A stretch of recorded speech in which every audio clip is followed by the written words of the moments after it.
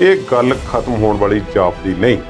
ਇਸ ਦੇ ਕਈ ਕਾਰਨ, ਇਸ ਪਿੱਛੇ ਨੀਅਤ ਸਾਫ਼ ਨਹੀਂ ਹੈ ਇਸ ਨੂੰ ਦਰੁਸਤ ਕਰਨ ਵਾਲਿਆਂ ਦੀ। ਪੰਜਾਬ ਨੂੰ ਵੰਡਿਆ ਗਿਆ ਪਹਿਲਾਂ 2 ਵਾਰੀ, ਪਿਛਲੇ 17-75 ਸਾਲਾਂ ਦੇ ਵਿੱਚ ਇਹ ਤਰਾਸਦੀ ਹੈ, ਉਸ ਦਾ ਹੁਣ ਸਾਨੂੰ ਖਾਮਿਆਜ਼ਾ ਭੁਗਤਣਾ ਚੰਡੀਗੜ੍ਹ ਦੇ ਰੂਪ ਵਿੱਚ ਪੈ ਰਿਹਾ ਹੈ। ਸਮਝੌਤੇ ਮੁਤਾਬਕ ਪੰਜਾਬ ਨੂੰ ਚੰਡੀਗੜ੍ਹ ਦੇ ਦੇਣਾ ਸੀ ਤੇ ਪੰਜਾਬ ਦੇ ਕੁਝ ਕੁ ਪਿੰਡ ਅਬੋਹਰ ਤੇ ਫਾਜ਼ਿਲਕਾ ਦੇ ਜਿਹੜੇ ਹਿੰਦੀ ਬੋਲਦੇ ਦੱਸੇ ਜਾਂਦੇ ਨੇ ਉਹ ਹਰਿਆਣੇ ਨੂੰ ਦੇ ਦੇਣੇ ਸਨ। ਇਸ ਤੇ ਬਹੁਤੀਆਂ ਧਿਰਾਂ ਵੱਲੋਂ ਸਹਿਮਤੀ ਪ੍ਰਗਟਾਈ ਗਈ ਸੀ। ਚੰਡੀਗੜ੍ਹ ਪੰਜਾਬ ਦਾ ਹੋ ਜਾਣਾ ਸੀ। ਅਨਿਲ ਵਿਜ ਵਰਗੇ ਲੋਕ ਜਿਹੜੇ ਨੇ ਉਹ ਬੜੀਆਂ ਤਿੱਖੀਆਂ ਗੱਲਾਂ ਕਰ ਰਹੇ ਨੇ ਪੰਜਾਬ ਬਾਰੇ, ਪੰਜਾਬ ਸਰਕਾਰ ਬਾਰੇ, ਤੇ ਇਹ ਕਹਿ ਰਹੇ ਨੇ ਕਿ ਪੰਜਾਬ ਦਾ ਹਾਲ ਸ਼੍ਰੀਲੰਕਾ ਵਾਲਾ ਹੋਣਾ। ਤੇ ਇਸ ਤੋਂ ਜ਼ਾਹਰ ਹੁੰਦਾ ਕਿ ਕੁੜੱਤਣ ਕਿੰਨੀ ਹੈ। ਟਰੱਕ ਯੂਨੀਅਨਾਂ ਤੇ ਸਰਕਾਰ ਕਿਉਂ ਨਹੀਂ ਕੋਈ ਪੱਕਾ ਨਿਯਮ ਅਜ ਤੱਕ ਬਣਾ ਸਕੀ। ਇੱਕ ਸਰਕਾਰ ਆਉਂਦੀ ਹੈ ਤੇ ਉਹ ਕਹਿੰਦੀ ਹੈ ਕਿ ਟਰੱਕ ਯੂਨੀਅਨ ਅੱਜ ਤੋਂ ਸਾਰੇ ਖਤਮ। ਫਿਰ ਉਹ 3 ਸਾਲ ਖਤਮ ਰੱਖਦੇ ਨੇ ਤੇ ਜਦੋਂ ਚੌਥਾ ਸਾਲ ਆਉਂਦਾ ਤੇ ਫਿਰ ਕਹਿੰਦੇ ਨੇ ਕਿ ਟਰੱਕ ਯੂਨੀਅਨ ਹੁਣ ਤੁਸੀਂ ਕਾਨੂੰਨੀ ਤੌਰ ਤੇ ਬਣਾ ਸਕਦੇ। ਟਰੱਕਾਂ ਨੂੰ ਸੰਬੰਧਿਤ ਲੈ ਕੇ ਲੜਾਈਆਂ, ਗੁੰਡਾਗਰਦੀਆਂ, ਗੋਲੀਬਾਰੀ, ਡਾਂਗਾਂ, ਸੋਟੇ, ਦਾਤਰ, ਕਿਰਪਾਨਾਂ ਚੱਲਣੇ, ਇਹ ਬਹੁਤ ਮਾੜੀ ਗੱਲ। ਪਰ ਆਮ ਆਦਮੀ ਪਾਰਟੀ ਦੀ ਸਰਕਾਰ ਭਾਵੇਂ ਬਣ ਗਈ ਹੈ, ਪਰ ਉਹਨਾਂ ਨੂੰ ਇਹੋ ਜਿਹੀਆਂ ਮੁਸ਼ਕਲਾਂ ਨਾਲ ਅਜੇ 2-4 ਹੋਣਾ ਪਏਗਾ। ਪੁਲਿਸ ਡਿਪਾਰਟਮੈਂਟ ਦਾ ਇੱਕ ਵਿੰਗ ਜਿਹੜਾ ਪਹਿਲਾਂ ਹੀ ਬਣਿਆ ਹੋਇਆ ਹੈ, ਇਹ ਥੋੜ੍ਹਾ ਜਿਹਾ ਉਸ ਵਿੱਚ ਮੋਡੀਫਿਕੇਸ਼ਨ ਕਰਕੇ ਉਸ ਵਿੱਚ ਨਵੇਂ ਅਹੁਦੇਦਾਰੀਆਂ ਦਿੱਤੀਆਂ ਗਈਆਂ। ਮਾਨ ਸਰਕਾਰ ਵੱਲੋਂ ਇਹ ਕਿਹਾ ਗਿਆ ਕਿ ਗੈਂਗਸਟਰਾਂ ਨੂੰ ਨੱਥ ਪਾਉਣ ਲਈ ਪਹਿਲ ਦੇ ਆਧਾਰ ਤੇ ਅਸੀਂ ਕੰਮ ਕਰਨਾ ਹੈ। ਮੈਂ ਅਜੇ ਤੱਕ ਸਮਝਦਾ ਕਿ ਗੈਂਗਸਟਰ ਗਤੀਵਿਧੀਆਂ ਨੂੰ ਉਹਨਾਂ ਦੇਰ ਤੱਕ ਅੱਜ ਤੱਕ ਤਕੜੇ ਹੋ ਕੇ ਹੱਥ ਨਹੀਂ ਪਾਇਆ ਜਾਂਦਾ ਜਿੰਨੀ ਦੇਰ ਤੱਕ ਕੋਈ ਉਹਨਾਂ ਦੇ ਆਪਣੇ ਤੇ ਉਹਨਾਂ ਵੱਲੋਂ ਅਟੈਕ ਨਹੀਂ ਕਰ ਦਿੱਤਾ ਜਾਂਦਾ। ਅੱਜ ਵੀ ਸਾਰੇ ਦੇ ਸਾਰੇ ਕਾਂਗਰਸੀ ਜਿੰਨੇ ਵੱਡੇ ਵੱਡੇ ਆਗੂ ਨੇ, ਚਾਹੇ ਜਿਹੜੇ ਵੀ ਸੂਬੇ 'ਚ ਹੋਣ, ਉਹ ਸਾਰੇ ਹੀ ਦਿੱਲੀ ਵਾਲੇ ਆਕਾ ਦੇ ਦਰਬਾਰ ਵਿੱਚ ਪਧਾੜੀ ਭਰਨ ਜਾਂਦੇ ਨੇ। ਜੋ ਹੁਕਮ ਉੱਥੋਂ ਹੋਣਾ ਹੈ ਉਹੀ ਆਖਰੀ ਹੋਣਾ। ਕਾਂਗਰਸ ਹਾਰ ਜਾਂਦੀ ਸੀ ਤੇ ਉਸ ਤੋਂ ਬਾਅਦ ਤਕਰੀਬਨ ਸਾਰੀਆਂ ਪਾਰਟੀਆਂ ਵੱਲੋਂ ਹੀ ਹਾਰ ਦੇ ਕਾਰਨਾਂ ਤੇ ਜਾਂਚ ਜਾਂ ਮੰਥਨ ਵਾਸਤੇ ਇੱਕ ਮੀਟਿੰਗ ਜਾਂ ਕੋਈ ਗੱਲਬਾਤ ਜਿਹੜੀ ਆ ਉਹ ਕੀਤੀ ਜਾਂਦੀ। ਕਾਂਗਰਸ ਦੇ ਉਹਨਾਂ ਮੀਟਿੰਗਾਂ ਤੋਂ ਬਾਅਦ ਕੋਈ ਪੱਕਾ ਰਿਜ਼ਲਟ ਨਿਕਲ ਕੇ ਸਾਹਮਣੇ ਨਹੀਂ ਆਉਂਦਾ। ਸ੍ਰੀਲੰਕਾ ਦੇ ਵਿੱਚ ਜਿਹੜੀ ਇਕਨੋਮਿਕ ਮਿਸਮੈਨੇਜਮੈਂਟ ਹੈ, ਸਾਰਾ ਉਸੇ ਨੇ ਡੁੱਬਿਆ। ਸ੍ਰੀਲੰਕਾ ਦੇ ਵਿੱਚ ਪਰਿਵਾਰਵਾਦ ਦਾ ਦਖਲ ਇਸ ਹੱਦ ਤੱਕ ਹੈ ਕਿ ਪਹਿਲਾਂ ਕਾਫੀ ਸਾਲ ਪਹਿਲਾਂ ਤੱਕ ਮਾਂ ਤੇ ਧੀ ਇੱਕ ਦੇਸ਼ ਦੀ ਰਾਸ਼ਟਰਪਤੀ ਸੀ ਤੇ ਦੂਸਰੀ ਪ੍ਰਧਾਨ ਮੰਤਰੀ ਸੀ। ਸ੍ਰੀਲੰਕਾ ਅਸਲ ਵਿੱਚ ਟੂਰਿਜ਼ਮ ਦੇ ਨਾਲ ਜੁੜਿਆ ਹੋਇਆ ਇੱਕ ਦੇਸ਼ ਹੈ। ਕਰੋਨਾ ਕਾਲ ਆ ਗਿਆ ਜਿਸ ਨਾਲ ਉਹ ਸਾਰੀ ਆਮਦਨ ਉਹਨਾਂ ਦੀ ਬਲੌਕ ਹੋ ਗਈ। ਫਿਰ ਕੁਝ ਆਰਥਿਕ ਤੌਰ ਤੇ ਨੀਤੀਆਂ ਉਹਨਾਂ ਦੀਆਂ ਇਹੋ ਜਿਹੀਆਂ ਰਹੀਆਂ ਕਿ ਸਰਕਾਰੀ ਖਜ਼ਾਨੇ ਜਿਹੜੇ ਸੀ ਉਹ ਖਾਲੀ ਹੋਣ ਲੱਗੇ।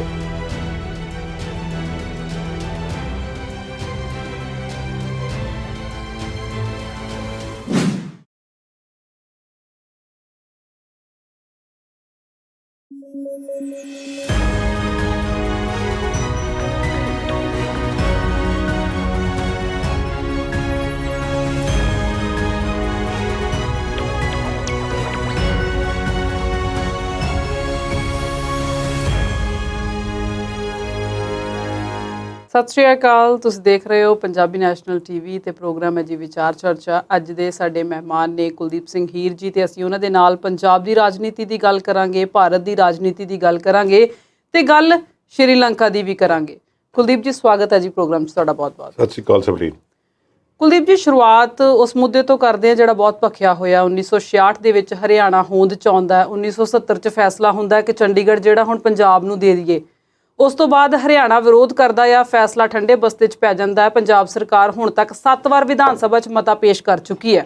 ਹੁਣ ਜਿਹੜਾ ਰੌਲਾ ਪੈ ਗਿਆ, ਸਰਕਾਰ ਬਦਲ ਗਈ, ਚੰਡੀਗੜ੍ਹ ਦਾ ਮੁੱਦਾ ਇਸ ਵੇਲੇ ਸਿਖਰ ਤੇ ਆ। ਕੀ ਲੱਗਦਾ ਹੈ ਕਿ ਹਰਿਆਣਾ ਜਿਹੜਾ ਆ ਉਹ ਪੰਜਾਬ ਦਾ ਪਾਣੀ ਤੇ ਚੰਡੀਗੜ੍ਹ ਲੈ ਜਾਊਗਾ? ਦੇਖੋ, ਤੁਸੀਂ ਲਫ਼ਜ਼ ਵਰਤਿਆ ਕਿ ਮੁੱਦਾ ਠੰਡੇ ਬਸਤੇ ਵਿੱਚ ਪੈ ਗਿਆ ਜਾਂ ਪਾ ਦਿੱਤਾ ਗਿਆ। ਇਹ ਗੱਲ ਗੌਰ ਕਰਨ ਵਾਲੀ ਹੈ। ਪੰਜਾਬ ਵਾਲੇ ਕਹਿੰਦੇ ਨੇ ਕਿ ਜਦੋਂ ਕਿਸੇ ਸਟੇਟ ਦਾ ਬਟਵਾਰਾ ਹੁੰਦਾ ਹੈ ਤਾਂ ਜਿਹੜੀ ਉਹਦੀ ਮੌਜੂਦਾ ਰਾਜਧਾਨੀ ਹੁੰਦੀ, ਕੈਪੀਟਲ ਹੁੰਦੀ ਆ, ਉਹ ਐਗਜ਼ਿਸਟਿੰਗ ਸਟੇਟ ਦੇ ਨਾਲ ਰਹਿ ਜਾਂਦੀ ਹੈ, ਬਸ਼ਰਤੇ ਕਿ ਉਸ ਦਾ ਖੇਤਰ ਹੀ ਦੂਸਰੇ ਦੇ ਵਿੱਚ ਆ ਜਾਵੇ। ਇਹ ਤਾਂ ਬਿਲਕੁਲ ਬਾਰਡਰ 'ਤੇ ਸੀ। ਚੰਡੀਗੜ੍ਹ ਨੂੰ ਵਸਾਇਆ ਗਿਆ ਸੀ ਨਹਿਰੂ ਦੇ ਸੁਪਨਿਆਂ 'ਤੇ। ਲੀ ਕਾਰਬੂਜ਼ੀਅਰ ਨਾਂ ਦਾ ਇੱਕ ਆਰਕੀਟੈਕਟ ਸੀ, ਫਿਰ MS ਰੰਧਾਵਾ ਨੇ ਇਸ ਵਿੱਚ ਵੱਡਾ ਯੋਗਦਾਨ ਪਾਇਆ, ਸਾਰਿਆਂ ਨੇ ਪਾਇਆ। ਖੂਬਸੂਰਤ ਸਿਟੀ, ਬਿਊਟੀਫੁਲ ਵੀ ਆਖਿਆ ਜਾਂਦਾ ਹੈ ਤੇ ਇਹ ਵੀ ਆਖਿਆ ਜਾਂਦਾ ਸੀ ਕਿ ਖਿੜਿਆ ਫੁੱਲ ਗੁਲਾਬ ਦਾ ਚੰਡੀਗੜ੍ਹ ਪੰਜਾਬ ਦਾ, ਜਾਂ ਸੋਹਣਾ ਫੁੱਲ ਗੁਲਾਬ ਦਾ ਚੰਡੀਗੜ੍ਹ ਪੰਜਾਬ ਦਾ। ਪਹਿਲਾਂ ਵੀ ਅਸੀਂ ਗੱਲਬਾਤ ਕਰਦੇ ਰਹੇ ਹਾਂ ਇਸ ਮੁੱਦੇ ਤੇ ਗੱਲਬਾਤ ਮੈਨੂੰ ਲੱਗਦਾ ਸਵਲੀਨ ਕਿ ਹੁੰਦੀ ਹੀ ਰਹਿਣੀ ਹੈ। ਇਹ ਗੱਲ ਖਤਮ ਹੋਣ ਵਾਲੀ ਜਾਪਦੀ ਨਹੀਂ। ਇਸ ਦੇ ਕਈ ਕਾਰਨ ਨੇ। ਇਸ ਪਿੱਛੇ ਨੀਅਤ ਸਾਫ਼ ਨਹੀਂ ਹੈ ਇਸ ਨੂੰ ਦਰੁਸਤ ਕਰਨ ਵਾਲਿਆਂ ਦੀ। ਜੇ ਅਸੀਂ ਪਿਛਲੀਆਂ ਗੱਲਾਂ ਨੂੰ ਲੈ ਕੇ ਬੈਠ ਜਾਈਏ ਤੇ ਪੰਜਾਬ ਦੀ ਬਦਕਿਸਮਤੀ ਰਹੀ ਹੈ ਕਿ 1947 ਦੇ ਵਿੱਚ ਇਸ ਦੇ ਦੋ ਵੱਡੇ ਹਿੱਸੇ ਹੋਏ। ਵੱਡਾ ਹਿੱਸਾ ਇਸ ਦਾ ਜਿਹੜਾ ਸੀ ਉਹ ਲਹਿੰਦੇ ਪਾਸੇ ਰਹਿ ਗਿਆ, ਭਾਵ ਕਿ ਅੱਜ ਦੇ ਪੰਜਾਬ ਦੇ ਮੁਕਾਬਲੇ ਵੱਡਾ ਜ਼ਰੂਰ ਸੀ ਉਹ, ਭਾਵੇਂ ਕਿ ਹਰਿਆਣੇ ਨੂੰ ਵਿੱਚ ਤੇ ਹਿਮਾਚਲ ਦੇ ਉਹਨਾਂ ਖੇਤਰਾਂ ਨੂੰ ਵਿੱਚ ਪਾ ਲਈਏ ਜਿਨ੍ਹਾਂ ਨੂੰ ਬਾਅਦ ਵਿੱਚ ਪੰਜਾਬ ਨਾਲੋਂ ਇਹ ਕਹਿ ਕੇ ਕੱਟਿਆ ਗਿਆ ਕਿ ਇਹ ਇਲਾਕੇ ਹਿੰਦੀ ਬੋਲਦੇ ਇਲਾਕੇ ਨੇ।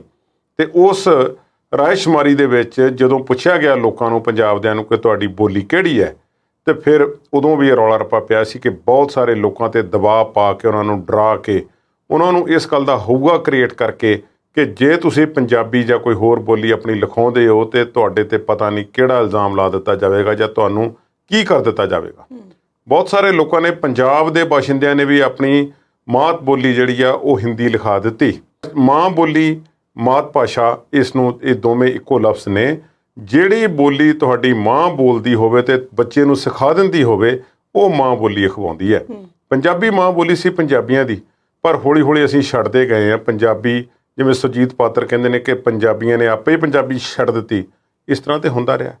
ਪੰਜਾਬ ਨੂੰ ਵੰਡਿਆ ਗਿਆ ਪਹਿਲਾਂ ਦੋ ਵਾਰੀ, ਪਿਛਲੇ 17-75 ਸਾਲਾਂ ਦੇ ਵਿੱਚ। ਇਹ ਤਰਾਸਦੀ ਹੈ, ਉਸ ਦਾ ਹੁਣ ਸਾਨੂੰ ਖਾਮਿਆਜ਼ਾ ਭੁਗਤਣਾ ਚੰਡੀਗੜ੍ਹ ਦੇ ਰੂਪ ਵਿੱਚ ਪੈ ਰਿਹਾ ਹੈ। ਦੂਸਰਾ ਖਾਮਿਆਜ਼ਾ ਜਿਹੜਾ ਹੈ ਉਹ ਹੈ ਸਾਡੇ ਪਾਣੀਆਂ ਦਾ। ਪਾਣੀਆਂ ਦਾ ਮਸਲਾ ਵੀ ਪੁਰਾਣਾ ਹੈ। 1988 ਦੇ ਵਿੱਚ ਜਦੋਂ ਪੰਜਾਬ 'ਚ ਵੱਡੇ ਹੜ੍ਹ ਆਉਂਦੇ ਨੇ, ਪੰਜਾਬ ਤੇ ਉੱਤਰੀ ਭਾਰਤ ਦੇ ਕਈ ਖੇਤਰਾਂ ਦੇ ਵਿੱਚ, ਖਾਸ ਤੌਰ ਤੇ ਪੰਜਾਬ ਦੇ ਵਿੱਚ, ਤੇ ਭਾਖੜਾ ਬਿਆਸ ਮੈਨੇਜਮੈਂਟ ਬੋਰਡ ਦੇ ਮੁਖੀ ਦਾ ਕਤਲ ਵੀ ਹੋ ਜਾਂਦਾ ਹੈ ਇਸ ਇਲਜ਼ਾਮ ਦੇ ਤਹਿਤ ਕਿ ਭਾਖੜੇ ਦੇ ਗੇਟ ਲੋਕਾਂ ਨੂੰ ਬਿਨਾਂ ਵਾਰਨਿੰਗ ਦਿੱਤੇ ਹੋਏ ਖੋਲ੍ਹ ਦਿੱਤੇ ਗਏ ਤੇ ਪੰਜਾਬ ਦੇ ਪਿੰਡਾਂ ਦੇ ਵਿੱਚ, ਘਰਾਂ ਦੇ ਵਿੱਚ ਮਣਾ ਮੂੰਹੀ ਪਾਣੀ ਆ ਵੜਿਆ ਤੇ ਹਜ਼ਾਰਾਂ ਲੋਕ ਮਾਰੇ ਗਏ ਜਿਨ੍ਹਾਂ ਦੀ ਕੋਈ ਗਿਣਤੀ ਹੀ ਨਹੀਂ ਸੀ। ਜਦੋਂ ਦੁਨੀਆ ਸਿਓਲ ਦੇ ਵਿੱਚ ਓਲੰਪਿਕ ਦੇਖ ਰਹੀ ਸੀ 1988 ਵਿੱਚ, ਪੰਜਾਬ ਵਾਸੀ ਉਸ ਵੇਲੇ ਪਾਣੀ 'ਚ ਡੁੱਬੇ ਹੋਏ ਸਨ। ਔਰ ਉਸ ਹੜ੍ਹਾਂ ਦੀ ਸਥਿਤੀ ਦਾ ਜਾਇਜ਼ਾ ਲੈਣ ਵਾਸਤੇ, ਕਿਉਂਕਿ ਪੰਜਾਬ ਦੇ ਵਿੱਚ ਰਾਸ਼ਟਰਪਤੀ ਰਾਜ ਲੱਗਾ ਹੋਇਆ ਸੀ ਔਰ ਸਮਾਂ ਸੀ ਭਿਆਨਕ, ਉਹ ਸਮਾਂ ਸੀ, ਇੱਥੇ ਦਾ ਆਪਣਾ ਮੁੱਖ ਮੰਤਰੀ ਵੀ ਨਹੀਂ ਸੀ, ਨਾ ਕੋਈ ਇੱਥੇ ਦਾ ਆਪਣਾ ਵਜ਼ੀਰ ਸੀ, ਪੰਜਾਬ ਦਾ ਆਪਣਾ ਹੀ ਕੋਈ ਨਹੀਂ ਸੀ। ਤੇ ਪੰਜਾਬ ਦੇ ਵਿੱਚ ਹੜ੍ਹਾਂ ਦੀ ਸਥਿਤੀ ਦੀ ਸਮੀਖਿਆ ਕਰਨ ਵਾਸਤੇ ਕੇਂਦਰ ਨੇ ਜਿਹੜੀ ਟੀਮ ਬਣਾਈ, ਉਸ ਦੇ ਮੁਖੀ ਹਰਿਆਣੇ ਦੇ ਮੁੱਖ ਮੰਤਰੀ ਭਜਨ ਲਾਲ ਨੂੰ ਬਣਾਇਆ ਗਿਆ। ਭਜਨ ਲਾਲ ਨੇ ਹਵਾਈ ਦੌਰਾ ਕੀਤਾ, ਉਹ ਜ਼ਮੀਨ ਤੇ ਪੈਰ ਵੀ ਨਹੀਂ ਪਾਇਆ ਤੇ ਉਹਨਾਂ ਨੇ ਇਸ ਹਵਾਈ ਦੌਰੇ ਤੋਂ ਬਾਅਦ ਰਿਪੋਰਟ ਦਾਖਲ ਕੀਤੀ ਕਿ ਚਲੋ ਨੁਕਸਾਨ ਤੇ ਹੜ੍ਹਾਂ ਨਾਲ ਹੁੰਦੇ ਰਹਿੰਦੇ ਨੇ, ਨੁਕਸਾਨ ਵੀ ਹੋਇਆ, ਪਰ ਅਗਾਂਹ ਜਿਹੜੀਆਂ ਫਸਲਾਂ ਹੋਣਗੀਆਂ, ਕਿਉਂਕਿ ਪਾਣੀ ਹੁਣ ਬਹੁਤਾ ਹੋ ਗਿਆ ਜ਼ਮੀਨ ਦੇ ਵਿੱਚ, ਠੰਡੀ ਹੋ ਗਈ ਹੈ ਜ਼ਮੀਨ, ਤੇ ਬਹੁਤ ਸੋਹਣੀਆਂ ਫਸਲਾਂ ਹੋਣਗੀਆਂ।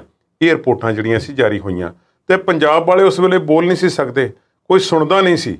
ਜਦੋਂ ਸੰਤ ਹਰਚੰਦ ਸਿੰਘ ਲੌਂਗੋਵਾਲ ਦੇ ਨਾਲ ਰਾਜੀਵ ਗਾਂਧੀ ਨੇ ਸਮਝੌਤਾ ਕਰ ਲਿਆ, ਰਾਜੀਵ ਲੌਂਗੋਵਾਲ ਸਮਝੌਤੇ ਤੇ ਸਹੀ ਪੈ ਗਈ, ਉਹ ਗੱਲ ਵੱਖਰੀ ਹੈ ਕਿ ਪ੍ਰਕਾਸ਼ ਸਿੰਘ ਬਾਦਲ ਗੱਡੀ ਦੇ ਵਿੱਚੋਂ ਉਤਰ ਗਏ ਸਨ ਤੇ ਉਸ ਸਮਝੌਤੇ ਵਾਸਤੇ ਹੋਣ ਵਾਲੀ ਗੱਲਬਾਤ ਦੇ ਵਿੱਚ ਸ਼ਾਮਲ ਹੋਣ ਤੋਂ ਇਨਕਾਰ ਕਰ ਦਿੱਤਾ। ਤੇ ਅੱਜ ਤੱਕ ਇਹੋ ਹੀ ਆਖ ਰਹੇ ਨੇ ਕਿ ਜਦੋਂ ਪੰਜਾਬ ਦੇ ਹਿੱਤ ਵੇਚੇ ਜਾ ਰਹੇ ਸਨ ਤੇ ਮੈਂ ਉਹਨਾਂ ਦੇ ਨਾਲ ਨਹੀਂ ਸਜਾਣਾ ਚਾਹੁੰਦਾ। ਇਹ ਬਹਿਸ ਦਾ ਵਿਸ਼ਾ ਹੈ, ਇਸ ਤੇ ਫੇਰ ਕਿਤੇ ਗੱਲ ਕਰਾਂਗੇ। ਪਰ ਜਦੋਂ ਉਹ ਸਮਝੌਤਾ ਲਾਗੂ ਕਰਨ ਦੀ ਗੱਲਬਾਤ ਆਉਂਦੀ ਹੈ, ਸੁਰਜੀਤ ਸਿੰਘ ਬਰਨਾਲਾ ਆਖਰੀ ਸਾਹਾਂ ਤੱਕ ਇਹੋ ਕਹਿੰਦੇ ਨੇ ਕਿ ਉਹ ਸਮਝੌਤਾ ਲਾਗੂ ਹੋ ਜਾਂਦਾ ਤਾਂ ਪੰਜਾਬ ਦੇ ਹਾਲਾਤ ਕੁਝ ਹੋਰ ਹੁੰਦੇ। ਉਸ ਸਮਝੌਤੇ ਦੇ ਵਿੱਚ ਕੀ ਸੀ? ਉਸ ਸਮਝੌਤੇ ਮੁਤਾਬਕ ਪੰਜਾਬ ਨੂੰ ਚੰਡੀਗੜ੍ਹ ਦੇ ਦੇਣਾ ਸੀ ਤੇ ਪੰਜਾਬ ਦੇ ਕੁਝ ਕੁ ਪਿੰਡ ਅਬੋਹਰ ਤੇ ਫਾਜ਼ਿਲਕਾ ਦੇ ਜਿਹੜੇ ਹਿੰਦੀ ਬੋਲਦੇ ਦੱਸੇ ਜਾਂਦੇ ਨੇ, ਉਹ ਹਰਿਆਣੇ ਨੂੰ ਦੇ ਦੇਣੇ ਸਨ। ਇਸ ਤੇ ਬਹੁਤੀਆਂ ਧਿਰਾਂ ਵੱਲੋਂ ਸਹਿਮਤੀ ਪ੍ਰਗਟਾਈ ਗਈ ਸੀ। ਚੰਡੀਗੜ੍ਹ ਪੰਜਾਬ ਦਾ ਹੋ ਜਾਣਾ ਸੀ ਤੇ ਹੋਰ ਵੀ ਕਈ ਮੁੱਦਿਆਂ ਤੇ ਪੰਜਾਬ ਦਾ ਪੱਖ ਪੂਰਿਆ ਗਿਆ ਸੀ, ਕਿਉਂਕਿ ਪੰਜਾਬ ਉਸ ਵੇਲੇ ਜਿਹੜਾ ਸੀ ਉਹ ਬੰਦੂਕ ਦੀ ਛਾਂ ਦੇ ਹੇਠਾਂ ਜੀ ਰਿਹਾ ਸੀ। ਪਰ ਜਦੋਂ ਉਹ ਸਮਝੌਤਾ ਲਾਗੂ ਨਾ ਹੋ ਸਕਿਆ, ਕਾਂਗਰਸ ਵਾਲੇ ਇਹ ਕਹਿੰਦੇ ਨੇ ਕਿ ਸਮਝੌਤੇ ਵਿੱਚ ਬੈਠਣ ਵਾਲੀ ਮੁੱਖ ਧਿਰ ਸੰਤ ਹਰਚੰਦ ਸਿੰਘ ਲੌਂਗੋਵਾਲ ਦਾ ਕਤਲ ਹੋ ਜਾਂਦਾ ਗੋਲੀਆਂ ਮਾਰ ਕੇ। ਇਸ ਕਰਕੇ ਅਸੀਂ ਸਮਝੌਤਾ ਲਾਗੂ ਨਹੀਂ ਕਰ ਸਕਦੇ, ਕਿਉਂਕਿ ਕੁਝ ਧਿਰਾਂ ਨੂੰ ਇਹ ਸਮਝੌਤਾ ਮਨਜ਼ੂਰ ਹੀ ਨਹੀਂ ਸੀ। ਪਰ ਸਰਕਾਰ ਦੀ ਮਨਸ਼ਾ ਇਸ ਦੇ ਨਾਲ ਜਿਹੜੀ ਆ ਉਦੋਂ ਵੀ ਸਾਫ਼ ਨਹੀਂ ਸੀ, ਕਿਉਂਕਿ ਉਹਨਾਂ ਦੇ ਮਨ ਵਿੱਚ ਪਹਿਲਾਂ ਹੀ ਖੋਟ ਚਾਪ ਰਹੀ ਸੀ ਕਿ ਉਹਨਾਂ ਨੇ ਸਮਝੌਤਾ ਲਾਗੂ ਕਦੇ ਨਹੀਂ ਕਰਨਾ। ਉਸ ਗੱਲ ਨੂੰ ਜਿਹੜਾ ਸੀ ਠੰਡੇ ਬਸਤੇ ਵਿੱਚ ਪਾ ਦਿੱਤਾ ਗਿਆ ਹੋਰ ਲੰਬੇ ਸਮੇਂ ਲਈ। ਸਮਾਂ ਤੁਸੀਂ ਗਿਣ ਲਓ ਕਿੰਨੇ ਸਾਲ ਹੋ ਗਏ ਨੇ। ਪੰਜਾਬ ਨਾਲ ਇੱਕ ਕਿਸਮ ਦੀ ਇਹ ਧੱਕੇ ਵਾਲੀ ਜਿਹੜੀ ਨੀਤੀ ਹੈ ਇਹ ਹੁਣ ਤੱਕ ਅਪਣਾਈ ਗਈ ਹੈ। ਹਰਿਆਣਾ ਜਿਹੜਾ ਹੈ, ਕੋਈ ਹਰਿਆਣਾ ਗੁਆਂਢੀ ਸੂਬਾ ਹੈ ਸਾਡਾ, ਹਰਿਆਣੇ ਨਾਲ ਸਭ ਕੁਝ ਸਾਂਝਾ। ਜਦੋਂ ਪੰਜਾਬ ਵਿੱਚ ਕੋਈ ਮੁੱਖ ਮੰਤਰੀ ਬਣਦਾ ਤੇ ਹਰਿਆਣੇ ਵਾਲੇ ਵਧਾਈਆਂ ਦਿੰਦੇ ਨੇ, ਹਰਿਆਣੇ ਵਿੱਚ ਬਣਦਾ ਤੇ ਪੰਜਾਬ ਵਾਲੇ ਦਿੰਦੇ ਨੇ, ਇੱਕ ਦੂਸਰੇ ਨਾਲ ਮਿਲਦੇ ਗਿਲਦੇ ਨੇ। ਦਿੱਲੀ ਮੋਰਚਾ ਇਕੱਠਿਆਂ ਨੇ ਜਿੱਤਿਆ, ਲੜਿਆ, ਕਿਸਾਨ ਇਕੱਠੇ ਨੇ, ਸਾਂਝਾਂ ਨੇ, ਹਰ ਤਰ੍ਹਾਂ ਦੀਆਂ ਸਾਂਝਾਂ ਨੇ, ਬੋਲੀ ਦੀਆਂ ਵੀ ਨੇ, ਸੱਭਿਆਚਾਰ ਦੀਆਂ ਵੀ ਨੇ। ਪਰ ਕੀ ਗੱਲ ਹੈ, ਚੰਡੀਗੜ੍ਹ ਦੇ ਮੁੱਦੇ ਤੇ ਸਾਨੂੰ ਕਿਉਂ ਲੜਾਇਆ ਜਾ ਰਿਹਾ? ਅੱਜ ਜਿਹੜਾ ਤਾਜ਼ਾ ਘਟਨਾਕ੍ਰਮ ਹੋਇਆ ਕਿ ਹਰਿਆਣੇ ਦੀ ਵਿਧਾਨ ਸਭਾ ਵੱਲੋਂ ਸਰਬਸੰਮਤੀ ਨਾਲ ਜਿਹੜਾ ਹੈ ਮਤਾ ਪਾਸ ਕਰਤਾ ਕਿ ਅਸੀਂ SYL ਸਤਲੁਜ ਯਮੁਨਾ ਲਿੰਕ ਨਹਿਰ ਜਿਹੜੀ ਆ ਬਣਵਾ ਕੇ ਰਹਾਂਗੇ ਤੇ ਚੰਡੀਗੜ੍ਹ ਪੰਜਾਬ ਹਰਿਆਣੇ ਨੂੰ ਦੇ ਦਿੱਤਾ ਜਾਵੇ। ਇਸ ਗੱਲ ਦੀ ਅਸੀਂ ਬਹੁਮਤ ਸਰਬਸੰਮਤੀ ਨਾਲ ਇਹ ਮਤਾ ਪਾਸ ਕਰਦੇ ਹਾਂ। ਹੁਣ ਇਸ ਦਾ ਅਰਥ ਕੀ ਹੈ, ਇਸ ਨਾਲ ਕੀ ਹੋਵੇਗਾ? ਸਵਲੀਨ ਤੁਸੀਂ ਮੈਨੂੰ ਦੱਸੋ ਕਿ ਜਦੋਂ ਖੇਤੀ ਕਾਨੂੰਨ ਬਣੇ ਸਨ, ਕੇਂਦਰ ਨੇ ਬਣਾ ਦਿੱਤੇ ਤੇ ਪੰਜਾਬ ਸਰਕਾਰ ਤੇ ਹੋਰ ਵੀ ਕਈ ਸੂਬਿਆਂ ਨੇ ਕੋਸ਼ਿਸ਼ ਕੀਤੀ ਕਿ ਖੇਤੀ ਕਾਨੂੰਨਾਂ ਨੂੰ ਅਸੀਂ ਮੂਲੋਂ ਰੱਦ ਕਰਦੇ ਹਾਂ ਸਟੇਟ ਵਾਈਜ਼, ਉਸ ਦਾ ਕਿੰਨਾ ਕੁ ਅਰਥ ਰਹਿ ਜਾਂਦਾ? ਫੈਸਲਾ ਜਦੋਂ ਇੱਕ ਵੱਡੀ ਅਥਾਰਟੀ ਨੇ ਲੈਣਾ ਹੋਵੇ ਤੇ ਥੱਲੇ ਵਾਲੇ ਆਪਸ ਵਿੱਚ ਜੋ ਮਰਜ਼ੀ ਕਰੀ ਜਾਣ। ਜਦੋਂ ਉਹਨਾਂ ਦੀ ਆਪਸੀ ਜਾਂ ਤਾਂ ਕੋਈ ਸਲਾਹ ਹੋਵੇ, ਪੰਜਾਬ ਤੇ ਹਰਿਆਣਾ ਦੋਵੇਂ ਇੱਕ ਟੇਬਲ ਤੇ ਬੈਠ ਕੇ ਇੱਕ ਫੈਸਲੇ ਤੇ ਪਹੁੰਚ ਜਾਣ ਕਿ ਭਾਈ ਆਹ ਦੇਖੋ ਅਸੀਂ ਇਹ ਫੈਸਲੇ ਤੇ ਪਹੁੰਚ ਗਏ, ਤੇ ਕੇਂਦਰ ਨੂੰ ਕਹਿ ਦੇਣ ਕਿ ਆਹ ਸਾਡਾ ਤੇ ਆਹ ਪੰਜਾਬ ਦਾ, ਆਹ ਹਰਿਆਣੇ ਦਾ, ਤੇ ਸਾਡੀ ਗੱਲ ਇੱਥੇ ਮੁਕਾ ਦਿਓ। ਆਪਸ ਵਿੱਚ ਕਦੀ ਬੈਠਣਾ ਨਹੀਂ, ਆਪਸ ਵਿੱਚ ਗੱਲਬਾਤ ਕਰਨ ਦੇ ਮੌਕੇ ਜਿਹੜੇ ਹਨ ਉਹ ਅੱਜ ਤੱਕ ਪਤਾ ਨਹੀਂ ਕਿੰਨੇ ਕੁ ਗਵਾਚ ਗਏ ਤੇ ਕਿੰਨੇ ਕੁ ਗਵਾਚ ਜਾਣੇ ਨੇ। ਉੱਥੇ ਭਾਜਪਾ ਦੀ ਸਰਕਾਰ ਹੈ, ਇੱਥੇ ਆਮ ਆਦਮੀ ਪਾਰਟੀ ਸਰਕਾਰ ਹੈ। ਇਹ ਜਿਹੜਾ ਮਤਾ ਅੱਜ ਸਰਬਸੰਮਤੀ ਨਾਲ ਹਰਿਆਣੇ ਵਾਲਿਆਂ ਨੇ ਪਾਸ ਕੀਤਾ, 6ਵੀਂ 7ਵੀਂ ਵਾਰ ਤੇ ਉੱਥੇ ਹੋ ਗਿਆ, ਤੇ ਪੰਜਾਬ ਵਾਲੇ ਵੀ ਇੰਨੀ ਕੁ ਵਾਰ ਪਾਸ ਕਰ ਚੁੱਕੇ ਨੇ। ਸਰਬਸੰਮਤੀ ਨਾਲ ਬਹੁਤੀ ਵਾਰ ਅਕਾਲੀਆਂ ਦੀ ਸਰਕਾਰ ਦੇ ਵਿੱਚ ਇਹ ਮਤੇ ਪਾਸ ਕੀਤੇ ਗਏ ਨੇ ਕਿ ਇਹ ਜਿਹੜਾ ਹੈ ਚੰਡੀਗੜ੍ਹ ਪੰਜਾਬ ਨੂੰ ਦੇ ਦਿੱਤਾ ਜਾਵੇ ਤੇ ਸਤਲੁਜ ਯਮੁਨਾ ਲਿੰਕ ਨਹਿਰ ਨੂੰ ਮੁੜ ਤੋਂ ਬਰਖਾਸਤ ਕੀਤਾ ਜਾਵੇ। ਸਤਲੁਜ ਯਮੁਨਾ ਲਿੰਕ ਨਹਿਰ ਬਾਰੇ ਜੋ ਪੁੱਟੀ ਗਈ ਸੀ, ਤੇ ਤੁਹਾਨੂੰ ਪਤਾ ਹੋਣਾ ਚਾਹੀਦਾ, ਸਾਰੇ ਦਰਸ਼ਕਾਂ ਨੂੰ ਵੀ ਪਤਾ ਹੋਵੇਗਾ ਕਿ ਜਦੋਂ ਇਹ ਨਹਿਰ ਬਣ ਰਹੀ ਸੀ ਤਾਂ ਪੰਜਾਬ ਦੇ ਵਿੱਚ ਫਿਰ ਉਸ ਬੰਦੂਕ ਦੇ ਪਰਛਾਵੇਂ ਨੇ ਪ੍ਰਵਾਸੀ ਮਜ਼ਦੂਰਾਂ ਦੀਆਂ ਜਾਨਾਂ ਲੈ ਲਈਆਂ ਸਨ, ਜੋ ਉਸ ਨਹਿਰ ਤੇ ਕੰਮ ਕਰ ਰਹੇ ਸਨ, ਮਜ਼ਦੂਰੀ ਕਰ ਰਹੇ ਸਨ। ਉਹਨਾਂ ਨੂੰ ਜਾਨਾਂ ਗਵਾਉਣੀਆਂ ਪਈਆਂ ਤੇ ਫਿਰ ਇਸ ਨਹਿਰ ਤੇ ਕੰਮ ਬੰਦ ਹੋ ਗਿਆ ਸੀ। ਅੱਜ ਉਹ ਨਹਿਰ ਉਜਾੜ ਪਈ ਹੈ ਤੇ ਪਿੱਛੇ ਜਿਹੇ ਅਕਾਲੀਆਂ ਨੇ ਕਹਿ ਦਿੱਤਾ ਸੀ ਕਿ ਜਿਹਦਾ ਦਿਲ ਕਰਦਾ ਉਸ ਨਹਿਰ ਨੂੰ ਪੂਰ ਲਓ, ਤੇ ਜਿਹਨਾਂ ਦੀ ਜ਼ਮੀਨਾਂ ਜਿਹੜੀਆਂ ਹਨ ਉਦੋਂ ਨਹਿਰ ਬਣਾਉਣ ਵਾਸਤੇ ਜਿਹੜੀਆਂ ਇਸ ਨੇ ਅਕਵਾਇਰ ਕੀਤੀਆਂ ਗਈਆਂ, ਤੇ ਉਹਨਾਂ ਜ਼ਮੀਨਾਂ ਨੂੰ ਅਸੀਂ ਵਾਪਸ ਕਰ ਰਹੇ ਹਾਂ ਕਿਸਾਨਾਂ ਨੂੰ, ਤੇ ਜਿਹੜਾ ਮੁਆਵਜ਼ਾ ਉਹਨਾਂ ਨੂੰ ਦਿੱਤਾ ਸੀ ਚਲੋ ਉਹਦੀ ਕੋਈ ਗੱਲ ਨਹੀਂ, ਤੁਸੀਂ ਆਪੋ ਆਪਣਾ ਰਕਬਾ ਉੱਥੇ ਜਾ ਕੇ ਸਾਂਭ ਲਓ। ਤੇ ਕਿਸਾਨਾਂ ਨੇ ਰਾਤੋਂ ਰਾਤ ਟਰੈਕਟਰ ਤੇ JCB ਮਸ਼ੀਨਾਂ ਲੈ ਕੇ ਨਹਿਰ ਤੇ ਕਬਜ਼ਾ ਕਰਨਾ ਸ਼ੁਰੂ ਕਰ ਦਿੱਤਾ। ਅਦਾਲਤ ਦੇ ਹੁਕਮ ਆ ਜਾਂਦੇ ਨੇ, ਫਿਰ ਰੋਕ ਲੱਗ ਜਾਂਦੀ ਹੈ, ਸਭ ਕੁਝ ਠੰਡੇ ਬਸਤੇ ਵਿੱਚ ਫਿਰ ਪੈ ਜਾਂਦਾ ਹੈ। ਤੁਸੀਂ ਕਹਿੰਦੇ ਆ ਕਿ ਪੰਜਾਬ ਤੇ ਹਰਿਆਣਾ ਵੀਰ ਬਣ ਕੇ ਗੱਲ ਕਰ ਲੈਣ ਤੇ ਮੁੱਦਾ ਹੱਲ ਹੋ ਜਾਊਗਾ। ਸੁਖਪਾਲ ਸਿੰਘ ਖਹਿਰਾ ਕਹਿੰਦੇ ਨੇ ਖੱਟਰ ਸਾਹਿਬ ਨੂੰ ਵੀ ਤੁਸੀਂ ਕੇਂਦਰ ਦਾ ਮੂੰਹ ਬਣਦੇ ਆ। ਇਹ ਗੱਲ ਠੀਕ ਹੈ ਉਹਨਾਂ ਦੀ, ਅੱਜ ਉਹਨਾਂ ਨੇ ਇਦਾਂ ਹੀ ਕਹਿਣਾ, ਕਿਉਂਕਿ ਅੱਜ ਉਹ ਸ਼ਰੀਕ ਨੇ, ਅੱਜ ਗਵਾਂਢੀ ਨਹੀਂ, ਉਹ ਸ਼ਰੀਕ ਨੇ, ਉਹਨਾਂ ਨੇ ਇਸੇ ਤਰ੍ਹਾਂ ਬੋਲਣਾ। ਠੀਕ ਹੈ, ਉਹ ਕੇਂਦਰ ਦਾ ਮੂੰਹ ਬਣ ਰਹੇ ਨੇ। ਜੇ ਉਹਨਾਂ ਨੇ ਅੱਜ ਇੱਕਦਮ ਮਤਾ ਪਾਸ ਕੀਤਾ ਤੇ ਅਨਿਲ ਵਿਜ ਵਰਗੇ ਲੋਕ ਜਿਹੜੇ ਨੇ ਉਹ ਬੜੀਆਂ ਤਿੱਖੀਆਂ ਗੱਲਾਂ ਕਰ ਰਹੇ ਨੇ ਪੰਜਾਬ ਬਾਰੇ, ਪੰਜਾਬ ਸਰਕਾਰ ਬਾਰੇ, ਤੇ ਇਹ ਕਹਿ ਰਹੇ ਨੇ ਕਿ ਪੰਜਾਬ ਦਾ ਹਾਲ ਸ਼੍ਰੀਲੰਕਾ ਵਾਲਾ ਹੋਣਾ, ਤੇ ਇਸ ਤੋਂ ਜ਼ਾਹਰ ਹੁੰਦਾ ਕਿ ਕੁੜੱਤਣ ਕਿੰਨੀ ਹੈ। ਪੰਜਾਬ ਦੀ ਸਿਆਸਤ ਦੇ ਵਿੱਚ ਹਰਿਆਣੇ ਦਾ ਪ੍ਰਭਾਵ ਕਿਸ ਤਰ੍ਹਾਂ ਦਾ ਰਿਹਾ ਤੇ ਹਰਿਆਣੇ ਦੀ ਸਿਆਸਤ ਵਿੱਚ ਪੰਜਾਬ ਦਾ ਕਿਸ ਤਰ੍ਹਾਂ ਦਾ ਰਿਹਾ, ਇਹ ਗੱਲਾਂ ਸਭ ਨੂੰ ਜਗਜਾਰ ਨੇ, ਪਰ ਇਹਨਾਂ ਨੂੰ ਚੰਗੇ ਤਰੀਕੇ ਨਾਲ ਨਜਿੱਠਿਆ ਜਾ ਸਕਦਾ ਹੈ। ਪਰ ਅੱਜ ਜਿਹੜੀ ਡਿਵੈਲਪਮੈਂਟ ਹੋਈ ਹੈ ਇਹ ਸਿਰਫ ਉਸ ਦੇ ਇਵਜ ਦੇ ਵਜੋਂ ਹੈ। ਜਦੋਂ ਪੰਜਾਬ ਸਰਕਾਰ ਨੇ ਮਤਾ ਪਾਸ ਕਰ ਦਿੱਤਾ ਤੇ ਹਰਿਆਣੇ ਵਾਲੇ ਕਹਿੰਦੇ ਫਿਰ ਅਸੀਂ ਪਿੱਛੇ ਕਿਉਂ ਰਹੀਏ, ਪਰ ਇਸ ਵਿੱਚੋਂ ਲੱਭਣ ਲਵਾਉਣ ਨੂੰ ਕੁਝ ਨਹੀਂ ਹੈ। ਪਰ ਤੁਸੀਂ ਦੇਖੋ ਅਸਲ ਕਹਾਣੀ ਉਸ ਦਿਨ ਤੋਂ ਸ਼ੁਰੂ ਹੋਈ ਹੈ ਜਦੋਂ ਚੰਡੀਗੜ੍ਹ ਦੀ ਐਡਮਿਨਿਸਟ੍ਰੇਸ਼ਨ ਜਿਹੜੀ ਹੈ, ਭਾਵੇਂ ਉਹਨਾਂ ਦੇ ਆਪਣੇ ਨਿਯਮ ਨੇ, ਆਪਣਾ ਸਿਸਟਮ ਹੈ, ਚੰਡੀਗੜ੍ਹ ਦੀ ਆਪਣੀ ਪੁਲਿਸ ਹੈ। ਚੰਡੀਗੜ੍ਹ ਦੇ ਵਿੱਚ ਰੋਡਵੇਜ਼ ਦੇ 2 ਡਿਪੂ ਨੇ, ਇੱਕ ਹਰਿਆਣੇ ਦਾ ਇੱਕ ਪੰਜਾਬ ਦਾ। CTU ਉਹਨਾਂ ਦੀ ਆਪਣੀ ਹੈ। ਇਹ 3 ਡਿਪੂ ਨੇ ਉੱਥੇ ਬੇਸਿਕਲੀ ਬੱਸਾਂ ਦੇ, 2 ਸਟੇਟਾਂ ਦੇ, ਪੰਜਾਬ ਤੇ ਹਰਿਆਣੇ ਦਾ, ਤੇ ਇੱਕ ਉਹਨਾਂ ਦਾ ਆਪਣਾ। ਇਹ ਸਾਰਾ ਸਿਸਟਮ ਹੈ। ਤੇ ਨਾਲ ਦੀ ਨਾਲ ਚੰਡੀਗੜ੍ਹ ਦੇ ਵਿੱਚ ਜੋ EMPLOYE ਜਿਹੜੇ ਨੇ UT ਦੇ ਵਿੱਚ ਪ੍ਰਸ਼ਾਸਨ ਦੇ ਥੱਲੇ ਕੰਮ ਕਰਦੇ ਨੇ, ਉਹਨਾਂ ਦੇ ਉੱਤੇ ਪੰਜਾਬ ਦੀ ਸਰਵਿਸ ਰੂਲ ਜਿਹੜੇ ਨੇ ਉਹ ਲਾਗੂ ਹੁੰਦੇ ਨੇ, ਜਿਸ ਵਿੱਚ ਇੱਕ ਨੇ ਜਿਵੇਂ 58 ਸਾਲ ਦੀ ਉਮਰ ਤੇ ਰਿਟਾਇਰਮੈਂਟ। ਹੁਣ ਉਹ ਕੇਂਦਰ ਦੇ ਥੱਲੇ ਆ ਗਏ ਨੇ, ਕੇਂਦਰ ਨੇ ਉਹਨਾਂ ਨੂੰ ਆਪਣੇ ਅੰਡਰ ਲੈ ਲਿਆ ਤੇ ਮੁਲਾਜ਼ਮ ਖੁਸ਼ ਨੇ। ਕੁਛ ਉਹਨਾਂ ਨੂੰ ਭੱਤੇ ਵਗੈਰਾ ਸ਼ਾਇਦ ਵੱਧ ਮਿਲਣਗੇ, ਸ਼ਾਇਦ ਕੁਛ ਛੁੱਟੀਆਂ ਵਗੈਰਾ ਵੀ ਵੱਧ ਮਿਲ ਸਕਦੀਆਂ ਨੇ। 58 ਸਾਲ ਤੋਂ ਰਿਟਾਇਰਮੈਂਟ ਦੀ ਉਮਰ ਉਹਨਾਂ ਦੀ 60 ਦੀ ਹੋ ਜਾਵੇਗੀ। ਕੁਛ ਹੋਰ ਹੁਣ ਉਹ ਪਹਿਲਾਂ UT ਦੇ ਮੁਲਾਜ਼ਮ ਤਾਂ ਪੰਜਾਬ ਸਰਕਾਰ ਦੇ ਮੁਲਾਜ਼ਮ ਖਵਾਉਂਦੇ ਸੀ, ਤੇ ਹੁਣ ਜਿਹੜਾ ਉਹ ਕੇਂਦਰ ਸਰਕਾਰ ਦੇ ਮੁਲਾਜ਼ਮ ਖਵਾਉਣਗੇ। ਇਸ ਤਰ੍ਹਾਂ ਦਾ ਕੰਮ ਹੈ। ਪਰ ਗੱਲ ਇਹ ਹੈ ਕਿ ਚੰਡੀਗੜ੍ਹ ਨੂੰ ਨਜਿੱਠਣ ਵਾਸਤੇ ਜਿਸ ਪਹਿਲ ਕਦਮੀ ਦੀ ਤੇ ਜਿਸ ਟਰਾਂਸਪੇਰੈਂਟ ਦਿਮਾਗ ਦੀ ਤੇ ਦਿਲ ਦੀ ਲੋੜ ਸੀ, ਉਹ ਅਜੇ ਤੱਕ ਮਿਲਿਆ ਨਹੀਂ। ਚੰਡੀਗੜ੍ਹ ਵਾਲੇ ਵੀ ਉਹ ਖੁਸ਼ ਨੇ, ਕਹਿੰਦੇ ਨੇ ਕਿ ਕੁਝ ਲੋਕ ਜਿਹੜੇ EMPLOYMENT ਵਾਲੇ ਨੇ ਕਿ ਅਸੀਂ ਚਲੋ ਸੈਂਟਰ ਦੇ ਥੱਲੇ ਆ ਗਏ ਤਾਂ ਸਾਨੂੰ ਇਸ ਗੱਲ ਦੇ ਵਿੱਚ ਫਾਇਦਾ ਹੈ। ਕੁਝ ਗਿਣੇ ਚੁਣੇ ਜਿਹੜੇ ਯੂਨੀਵਰਸਿਟੀ ਦੇ ਰਿਟਾਇਰਡ ਪ੍ਰੋਫੈਸਰ ਤੇ ਹੋਰ ਡਾਕਟਰ ਸਾਹਿਬਾਨ ਨੇ ਇਹ ਗੱਲ ਮੰਨੀ ਹੈ, ਪਰ ਪੰਜਾਬ ਵਾਲੇ ਔਖੇ ਨੇ। ਪਰ ਗੱਲ ਇੱਕ ਹੈ ਸਵਲੀਨ, ਤੁਹਾਨੂੰ ਯਾਦ ਮੈਂ ਕਰਾ ਦੇਵਾਂ ਕਿ ਜਦੋਂ ਕੁਝ ਦੇਰ ਪਹਿਲਾਂ ਪੰਜਾਬ ਦੀਆਂ ਚੋਣਾਂ ਤੋਂ ਪਹਿਲਾਂ ਚੰਡੀਗੜ੍ਹ ਦੇ ਵਿੱਚ ਨਿਗਮ ਦੀਆਂ ਚੋਣਾਂ ਹੋਈਆਂ ਤੇ ਤੁਹਾਨੂੰ ਪਤਾ ਉਹਦੇ ਰਿਜ਼ਲਟ ਕਿਸ ਤਰ੍ਹਾਂ ਦੇ ਆਏ। ਉਹ ਭਾਜਪਾ ਵਾਸਤੇ ਇੱਕ ਝਟਕਾ ਸੀ। ਭਾਵੇਂ ਉਹਨਾਂ ਦੇ ਆਪਣੇ ਮੇਅਰ ਬਣ ਗਏ ਨੇ ਤੇ ਖਰੀਦੋ ਫਰੋਖਤ ਜਾਂ ਮਾੜਾ ਮੋਟਾ ਜਿਹੜਾ ਸੀ ਕਿਸੇ ਨੂੰ ਭਰਮਾ ਕੇ ਜਿਹੜਾ ਉਹਨਾਂ ਨੇ ਆਪਣੇ ਮੰਤਰੀ ਮੰਡਲ ਬਣਾ ਲਿਆ ਹੈ ਚੰਡੀਗੜ੍ਹ ਦੇ ਵਿੱਚ, ਪਰ ਸਥਿਤੀ ਉਹਨਾਂ ਨੂੰ ਹੱਥੋਂ ਨਿਕਲਦੀ ਹੋਈ ਨਜ਼ਰ ਆ ਰਹੀ ਸੀ। ਦਿੱਲੀ ਵਾਲੀ MCD ਪਹਿਲੇ ਉਹਨਾਂ ਦੀ ਜੇਬ ਦੇ ਵਿੱਚ ਹੈ, ਚੰਡੀਗੜ੍ਹ ਵਾਲੀ ਵੀ ਉਹਨਾਂ ਨੇ ਕਰ ਲੈਣੀ ਹੈ ਹੌਲੀ ਹੌਲੀ, ਪਰ ਪੰਜਾਬ ਤੇ ਹਰਿਆਣੇ ਵਾਲੇ ਜਿਹੜੇ ਨੇ ਆਪਸ ਵਿੱਚ ਇਸੇ ਤਰ੍ਹਾਂ ਭਿੜਦੇ ਰਹਿਣਗੇ। ਹਰਿਆਣੇ ਨੂੰ ਇਸ ਗੱਲ ਦਾ ਅਜੇ ਐਡਵਾਂਟੇਜ ਹੈ ਪੰਜਾਬ ਤੇ ਕਿ ਉਹਨਾਂ ਦੀ ਕੇਂਦਰ ਵਿੱਚ ਆਪਣੀ ਸਰਕਾਰ ਹੈ, ਆਪਣੀ ਪਾਰਟੀ ਦੀ ਹੈ, ਤੇ ਉਹਨਾਂ ਨੂੰ ਹੁਕਮ ਵੀ ਉੱਪਰੋਂ ਆਉਂਦਾ ਹੈ ਆਕਾ ਦਾ, ਤੇ ਜੋ ਉੱਥੋਂ ਹੁਕਮ ਆਉਂਦਾ ਹੈ ਉਹੀ ਉਹਨਾਂ ਦੇ ਵਿੱਚ ਬੋਲ ਦਿੱਤਾ ਜਾਂਦਾ ਹੈ। ਪੰਜਾਬ ਵਾਲੇ ਅਜੇ ਨਵੀਂ ਸਰਕਾਰ ਬਣੀ ਹੈ ਇੱਥੇ, ਤੇ ਸਰਕਾਰ ਵੀ ਉਹ ਬਣੀ ਹੈ ਜੋ ਫੁੱਟੀ ਅੱਖ ਵੀ ਨਹੀਂ ਪਾਉਂਦੀ ਭਾਜਪਾ ਤੇ ਕਾਂਗਰਸ ਨੂੰ ਤੇ ਹੋਰਨਾਂ ਨੂੰ। ਤੇ ਦੇਖਣਾ ਇਹ ਬਣਦਾ ਹੈ ਕਿ ਇਹ ਆਮ ਆਦਮੀ ਪਾਰਟੀ ਦੀ ਸਰਕਾਰ ਇਸ ਮਸਲੇ ਨੂੰ ਕਿਵੇਂ ਨਜਿੱਠਦੀ ਹੈ। ਜੀ ਬਿਲਕੁਲ। ਸਿਆਸੀ ਕੋਸ਼ ਦੇ ਕੁਝ ਪੰਨੇ ਹੋਰ ਵੀ ਥਲਦੇ ਆ, ਪਰ ਇੱਕ ਛੋਟੀ ਜਿਹੀ ਬ੍ਰੇਕ ਤੋਂ ਬਾਅਦ।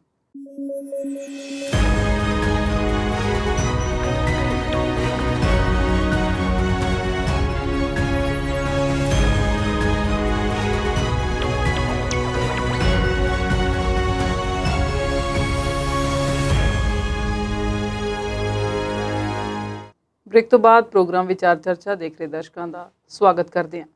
ਪਿਛਲੇ ਕੁਝ ਦਿਨਾਂ ਤੋਂ ਖਬਰਾਂ ਟਰੱਕ ਯੂਨੀਅਨਾਂ ਦੀ ਪ੍ਰਧਾਨਗੀ ਦੀਆਂ।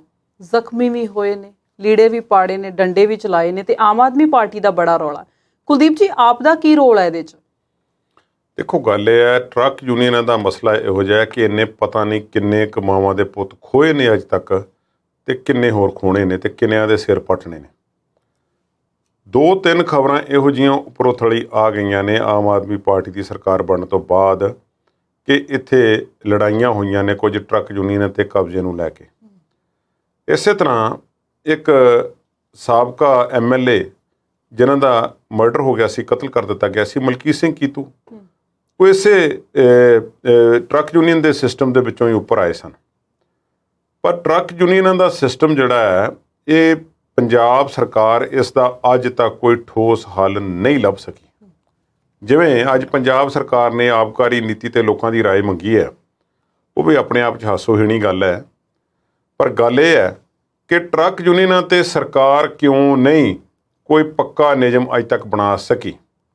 ਇੱਕ ਸਰਕਾਰ ਆਉਂਦੀ ਹੈ ਤੇ ਉਹ ਕਹਿੰਦੀ ਹੈ ਕਿ ਟਰੱਕ ਯੂਨੀਅਨ ਅੱਜ ਤੋਂ ਸਾਰੇ ਖਤਮ। ਫਿਰ ਉਹ 3 ਸਾਲ ਖਤਮ ਰੱਖਦੇ ਨੇ, ਤੇ ਜਦੋਂ ਚੌਥਾ ਸਾਲ ਆਉਂਦਾ ਤੇ ਫਿਰ ਕਹਿੰਦੇ ਨੇ ਕਿ ਟਰੱਕ ਯੂਨੀਅਨ ਹੁਣ ਤੁਸੀਂ ਕਾਨੂੰਨੀ ਤੌਰ ਤੇ ਬਣਾ ਸਕਦੇ ਹੋ। ਟਰੱਕ ਯੂਨੀਅਨਾਂ ਦਾ ਜੁਰਿਸਡਿਕਸ਼ਨ ਜਿਹੜੀ ਹੈ ਉਹ ਸਰਕਾਰੀ ਤੌਰ ਤੇ ਕੋਈ ਉਸ ਦਾ ਕੋਈ ਬਾਉਂਡਰੀ ਨਹੀਂ ਹੈ। ਇਸ ਵਿੱਚ ਕਈ ਕਿਸਮ ਦੀਆਂ ਲੜਾਈਆਂ ਨੇ। ਇੱਕ ਤੇ ਪ੍ਰਧਾਨਗੀ ਨੂੰ ਲੈ ਕੇ, ਇੱਕ ਟਰੱਕ ਯੂਨੀਅਨ ਦੇ ਵਿੱਚ ਰੋਜ਼ ਪੁਕਾਰ ਹੁੰਦੀ ਹੈ, ਆਮ ਤੌਰ ਤੇ ਦੁਪਹਿਰ ਦੇ ਵੇਲੇ। ਪੁਕਾਰ ਦਾ ਮਤਲਬ ਇਹ ਹੁੰਦਾ ਇੱਕ ਕਿਸਮ ਦਾ ਕਿ ਜਦੋਂ ਸਾਰੇ ਲੋਕ ਜਾ ਕੇ ਉੱਥੇ ਜਿਹੜੇ ਜਿਨ੍ਹਾਂ ਨੇ ਕੋਈ ਮਾਲ ਲੈ ਕੇ ਜਾਣਾ ਹੁੰਦਾ ਹੈ ਕਿਤੇ, ਉਹਨਾਂ ਨੂੰ ਟਰੱਕ ਚਾਹੀਦਾ, ਤੇ ਉਹ ਫਿਰ ਉੱਥੇ ਲਿਖਵਾ ਦਿੰਦੇ ਨੇ ਕਿ ਸਾਨੂੰ ਦਿੱਲੀ ਵਾਸਤੇ, ਅਸਾਮ ਵਾਸਤੇ, ਬੰਬੇ ਵਾਸਤੇ ਸਾਨੂੰ, ਜਾਂ ਅੰਮ੍ਰਿਤਸਰ ਵਾਸਤੇ ਸਾਨੂੰ ਟਰੱਕ ਚਾਹੀਦਾ। ਤੇ ਫਿਰ ਉਹ ਟਰੱਕਾਂ ਵਾਲਿਆਂ ਦੀ ਇੱਕ ਲਿਸਟ ਹੁੰਦੀ ਹੈ ਜੋ ਉਸ ਟਰੱਕ ਯੂਨੀਅਨ ਦੇ ਮੈਂਬਰ ਹੁੰਦੇ ਨੇ, ਉਹ ਫਿਰ ਉਸ ਵਿੱਚੋਂ ਜਿਹੜਾ ਹੈ ਲੋਡ ਜਿਹੜਾ ਹੈ ਸ਼ੇਅਰ ਕੀਤਾ ਜਾਂਦਾ। ਆਮ ਤੌਰ ਤੇ ਜਿਸ ਦੀ ਇਜਾਰੇਦਾਰੀ ਹੋਵੇ, ਜਿਸ ਦੀ ਪ੍ਰਧਾਨਗੀ ਹੋਵੇ, ਉਹ ਚੰਗੇ ਚੰਗੇ ਲੋਡ ਆਪਣੇ ਚਹੇਤਿਆਂ ਨੂੰ ਦੇ ਦਿੰਦਾ। ਤੇ ਟਰੱਕ ਯੂਨੀਅਨ ਦੇ ਪ੍ਰਧਾਨ ਵੀ ਉਹ ਟਰਾਂਸਪੋਰਟਰਾਂ ਦੇ ਵਿੱਚੋਂ ਹੀ ਹੁੰਦੇ ਨੇ। ਫਿਰ ਉੱਥੇ ਇੱਕ ਟਰੱਕ ਯੂਨੀਅਨ, 2-3, ਬਹੁਤੇ ਵੱਡੇ ਸ਼ਹਿਰਾਂ ਦੇ ਵਿੱਚ ਟਰੱਕ ਯੂਨੀਅਨਾਂ ਨਹੀਂ। ਇਹ ਛੋਟੇ ਕਸਬਿਆਂ ਦੇ ਵਿੱਚ ਨੇ, ਛੋਟੇ ਸ਼ਹਿਰਾਂ ਦੇ ਵਿੱਚ ਨੇ, ਜਿੱਥੇ ਆਮ ਤੌਰ ਤੇ ਵੱਡੇ ਟਰਾਂਸਪੋਰਟਰ ਮੌਜੂਦ ਨਹੀਂ। ਹੁਣ ਟਰਾਂਸਪੋਰਟਿੰਗ ਦਾ ਸਿਸਟਮ ਹੈ ਜਿਹੜਾ, ਜਿਵੇਂ ਦੁਨੀਆ ਦੇ ਵਿੱਚ ਵਿਕਸਿਤ ਮੁਲਕਾਂ ਦੇ ਵਿੱਚ ਡਿਸਪੈਚ ਸਿਸਟਮ ਚੱਲਦਾ ਹੈ, ਉਹ ਭਾਵੇਂ ਬਹੁਤਾ ਟਰਾਂਸਪੇਰੈਂਟ ਨਾ ਵੀ ਹੋਵੇ, ਪਰ ਇਸ ਸਿਸਟਮ ਦੇ ਮੁਕਾਬਲੇ ਤਾਂ ਬਹੁਤ ਵਧੀਆ ਹੈ ਜੀ। ਉੱਥੇ ਵੀ ਮੈਨੂਪੂਲੇਸ਼ਨ ਹੋਵੇਗੀ, ਮੈਂ ਇਹ ਨਹੀਂ ਕਹਿ ਰਿਹਾ ਕਿ ਬਿਲਕੁਲ ਕਲੀਅਰ ਸਿਸਟਮ ਹੈ, ਪਰ ਇਹ ਜਿਹੜਾ ਸਿਸਟਮ ਇਸ ਤਰ੍ਹਾਂ ਦਾ ਪੰਜਾਬ ਦੇ ਵਿੱਚ ਤੇ ਖਾਸ ਤੌਰ ਤੇ ਪੂਰੇ ਭਾਰਤ ਦੇ ਵਿੱਚ ਟਰੱਕਾਂ ਨੂੰ ਸੰਬੰਧਿਤ ਲੈ ਕੇ ਲੜਾਈਆਂ, ਗੁੰਡਾਗਰਦੀਆਂ, ਗੋਲੀਬਾਰੀ, ਡਾਂਗਾਂ, ਸੋਟੇ, ਦਾਤਰ, ਕਿਰਪਾਨਾਂ ਚੱਲਣੇ, ਇਹ ਬਹੁਤ ਮਾੜੀ ਗੱਲ ਹੈ। ਆਮ ਆਦਮੀ ਪਾਰਟੀ ਦੀ ਸਰਕਾਰ ਭਾਵੇਂ ਬਣ ਗਈ ਹੈ, ਪਰ ਉਹਨਾਂ ਨੂੰ ਇਹੋ ਜਿਹੀਆਂ ਮੁਸ਼ਕਲਾਂ ਨਾਲ ਅਜੇ 2-4 ਹੋਣਾ ਪਏਗਾ, ਕਿਉਂਕਿ ਇੱਕ ਹੁਣੇ ਜਿਹੜੀ ਕੱਲ੍ਹ ਦੀ ਖਬਰ ਹੈ ਉਹ ਇਹ ਹੈ ਕਿ ਇੱਕ ਜਗ੍ਹਾ ਤੇ ਪ੍ਰਧਾਨਗੀ ਨੂੰ ਲੈ ਕੇ ਰੌਲਾ ਹੈ, ਤੇ ਦੋ ਜਿਹੜੇ ਪਾਸੇ ਪੱਖ ਨੇ, 2 ਆਗੂ ਨੇ, ਦੋਵੇਂ ਆਮ ਆਦਮੀ ਪਾਰਟੀ ਦੇ ਨੇ, ਉਹਨਾਂ ਦੇ ਆਪਸ ਵਿੱਚ ਪ੍ਰਧਾਨ ਚੁਣਨ ਨੂੰ ਲੈ ਕੇ ਲੜਾਈ ਹੋ ਜਾਂਦੀ ਹੈ। ਉਹ ਲੜਾਈ ਹੁੰਦੀ ਹੈ, ਤੇ ਜਦੋਂ ਇੱਕ ਉਹ ਪੁਕਾਰ ਹੋਣ ਲੱਗਦੀ ਹੈ ਤੇ ਫਿਰ ਦੂਸਰੀ ਧਿਰ ਉੱਥੇ ਪਹੁੰਚ ਜਾਂਦੀ ਹੈ, ਉੱਥੇ ਡਾਂਗਾ ਸੋਟੇ ਚੱਲਦੇ ਨੇ, ਪੁਲਿਸ ਵੀ ਪਹੁੰਚਦੀ ਹੈ। ਇੱਕ ਤਾਂ ਇਸ ਦਾ ਹੈ ਕਿ ਇਸ ਨਾਲ ਅਨੁਸ਼ਾਸਨਹੀਣਤਾ ਫੈਲ ਰਹੀ ਹੈ। ਦੂਸਰਾ, ਇਸ ਨਾਲ ਕੀ ਹੋ ਰਿਹਾ ਹੈ ਕਿ ਆਮ ਆਦਮੀ ਪਾਰਟੀ ਜਿਹੜੀ ਜੇ ਨਵੇਂ ਸੱਤਾ 'ਚ ਆਏ ਨੇ ਤੇ ਉਹਨਾਂ ਨੇ ਇਹੋ ਜਿਹੇ ਸਿਸਟਮ ਨੂੰ ਕਲੀਨ ਕਰਨ ਦੀ ਗੱਲ ਕੀਤੀ ਹੈ, ਉਹਨਾਂ ਤੇ ਆਪਣੇ ਤੇ ਇਲਜ਼ਾਮ ਲੱਗਦੇ ਨੇ ਕਿ ਉਹ ਖੁਦ ਆਪਣੇ ਮੈਂਬਰਾਂ ਨੂੰ ਕੰਟਰੋਲ ਨਹੀਂ ਕਰ ਸਕਦੇ ਤੇ ਸਰਕਾਰ ਉਹ ਕਿਵੇਂ ਚਲਾਉਣਗੇ। ਖੈਰ ਸਮਾਂ ਉਹਨਾਂ ਨੂੰ ਥੋੜਾ ਦੇਣਾ ਬਣਦਾ ਹੈ, ਪਰ ਟਰੱਕ ਯੂਨੀਅਨਾਂ ਦੀ ਲੜਾਈ ਇਹ ਬਹੁਤ ਪੁਰਾਣੀ ਹੈ। ਤੁਸੀਂ ਦੇਖਿਆ ਹੋਵੇਗਾ ਗਾਣੇ ਵੀ ਚੱਲਦੇ ਰਹੇ ਨੇ, ਕਿੰਨੇ ਟਰੱਕ ਡਰਾਈਵਰਾਂ ਤੇ ਗਾਣੇ ਬਣੇ ਹੋਏ ਨੇ, ਪੁੱਤ ਜੱਟਾਂ ਦੇ ਡਰਾਈਵਰ ਟਰੱਕਾਂ ਦੇ, ਇਸ ਤਰ੍ਹਾਂ ਦੇ ਗਾਣੇ ਵੀ ਨੇ। ਫਿਲਮਾਂ ਦੇ ਵਿੱਚ, ਹਿੰਦੀ ਦੀਆਂ ਫਿਲਮਾਂ ਦੇ ਵਿੱਚ ਜਦੋਂ ਕਿਤੇ ਟਰੱਕ ਦਾ ਕੋਈ ਸੀਨ ਹੋਵੇ ਤੇ ਪੰਜਾਬੀ ਟਰੱਕ ਡਰਾਈਵਰ ਜਿਹੜਾ ਹੈ ਉਹ ਦਿਖਾਇਆ ਜਾਂਦਾ ਹੈ ਜੀ। ਪੰਜਾਬੀਆਂ ਦੀਆਂ ਟਰਾਂਸਪੋਰਟ ਕੰਪਨੀਆਂ ਦੇ ਟਰੱਕ ਵਿਖਾਏ ਜਾਂਦੇ ਸਨ। ਉਹ ਸਮਾਂ ਥੋੜਾ ਜਿਹਾ ਬਦਲ ਗਿਆ ਚਲੋ, ਪਰ ਪੰਜਾਬੀਆਂ ਦੀ ਇਜਾਰੇਦਾਰੀ ਰਹੀ ਹੈ, ਚਾਹੇ ਉਹ ਮਹਾਰਾਸ਼ਟਰ ਹੋਵੇ, ਚਾਹੇ ਬੰਗਾਲ ਹੋਵੇ, ਜਾਂ ਮੱਧ ਪ੍ਰਦੇਸ਼ ਹੋਵੇ, ਹੋਰ ਇਸ ਤਰ੍ਹਾਂ ਦੇ ਗੁਹਾਟੀ, ਬੜੌਦਾ, ਇਹੋ ਜਿਹੇ ਵੱਡੇ ਵੱਡੇ ਜਿਹੜੇ ਸ਼ਹਿਰ ਨੇ, ਉਹਨਾਂ ਦੇ ਵਿੱਚ ਪੰਜਾਬੀਆਂ ਲਈ ਇਹ ਫੋਰਮੋਸਟ ਮਾਣ ਭਾਉਂਦਾ ਕਿੱਤਾ ਹੈ। ਔਰ ਇੱਥੇ ਹੀ ਨਹੀਂ, ਬਾਹਰਲੇ ਦੇਸ਼ਾਂ ਵਿੱਚ ਵੀ ਤੁਸੀਂ ਜਾਣਦੇ ਹੋ ਕਿ ਕੈਨੇਡਾ, USA, ਆਸਟ੍ਰੇਲੀਆ, ਇੰਗਲੈਂਡ ਦੇ ਵਿੱਚ ਵੀ ਪੰਜਾਬੀ ਭਾਈਚਾਰਾ ਟਰੱਕਿੰਗ ਬਿਜ਼ਨਸ ਦੇ ਵਿੱਚ ਬਹੁਤ ਜ਼ਿਆਦਾ। ਇਸ ਵਿੱਚ ਬੁਰਾਈ ਕੋਈ ਨਹੀਂ ਹੈ, ਪਰ ਬੁਰਾਈ ਜਦੋਂ ਫਿਰ ਕੋਈ ਨਿਯਮਾਵਲੀ ਨਾ ਹੋਵੇ, ਨਿਯਮ ਨਾ ਹੋਣ, ਤੇ ਫਿਰ ਉਸ ਦੇ ਵਿੱਚੋਂ ਉਪਜਦੀ ਹੈ। ਪੰਜਾਬ ਸਰਕਾਰ ਚੰਗਾ ਹੋਵੇ ਜੇ ਇਸ ਨੂੰ ਹਾਲ ਦੀ ਘੜੀ ਇੱਕ ਯਥਾ ਸਥਿਤੀ ਬਰਕਰਾਰ ਰੱਖ ਕੇ ਕਿ ਭਾਈ ਜਿੰਨੀ ਦੇਰ ਤੱਕ ਅਸੀਂ ਕੋਈ ਨਿਯਮ ਨਹੀਂ ਬਣਾ ਦਿੰਦੇ, ਉਨੀ ਦੇਰ ਤੱਕ ਇਹ ਟਰੱਕ ਯੂਨੀਅਨਾਂ ਵਾਲਾ ਕੰਮ ਸਟਾਪ ਕੀਤਾ ਜਾਵੇ। ਘੱਟੋ ਘੱਟ ਆਪਣੇ ਵਰਕਰਾਂ ਨੂੰ ਹੀ ਇੰਨਾ ਕਹਿ ਦੇਣ ਕਿ ਖਬਰਦਾਰ, ਜੇ ਕੋਈ ਟਰੱਕ ਯੂਨੀਅਨ ਦੇ ਕਬਜ਼ੇ ਦੇ ਵਿੱਚ ਅਸਾਂ ਸ਼ਾਮਲ ਪਾਇਆ ਤੇ ਉਸ ਨੂੰ ਬਰਖਾਸਤ ਕੀਤਾ ਜਾਵੇਗਾ। ਜੇ ਇਹਨਾਂ ਦੇ ਵੱਡੇ ਵੱਡੇ ਆਗੂ ਜਿਹੜੇ ਉਸ ਵਿੱਚ ਸ਼ਾਮਲ ਹੋਣਗੇ ਤੇ ਫਿਰ ਕੀ ਇਮੇਜ ਬਣੇਗਾ? ਇਹ ਚੰਗੀ ਗੱਲ ਨਹੀਂ। ਟਰੱਕ ਯੂਨੀਅਨਾਂ ਦੇ ਮਸਲੇ ਤੇ ਪੰਜਾਬੀ ਇੱਕ ਚੰਗਾ ਕਾਰੋਬਾਰ ਹੈ ਪੰਜਾਬੀਆਂ ਵਾਸਤੇ।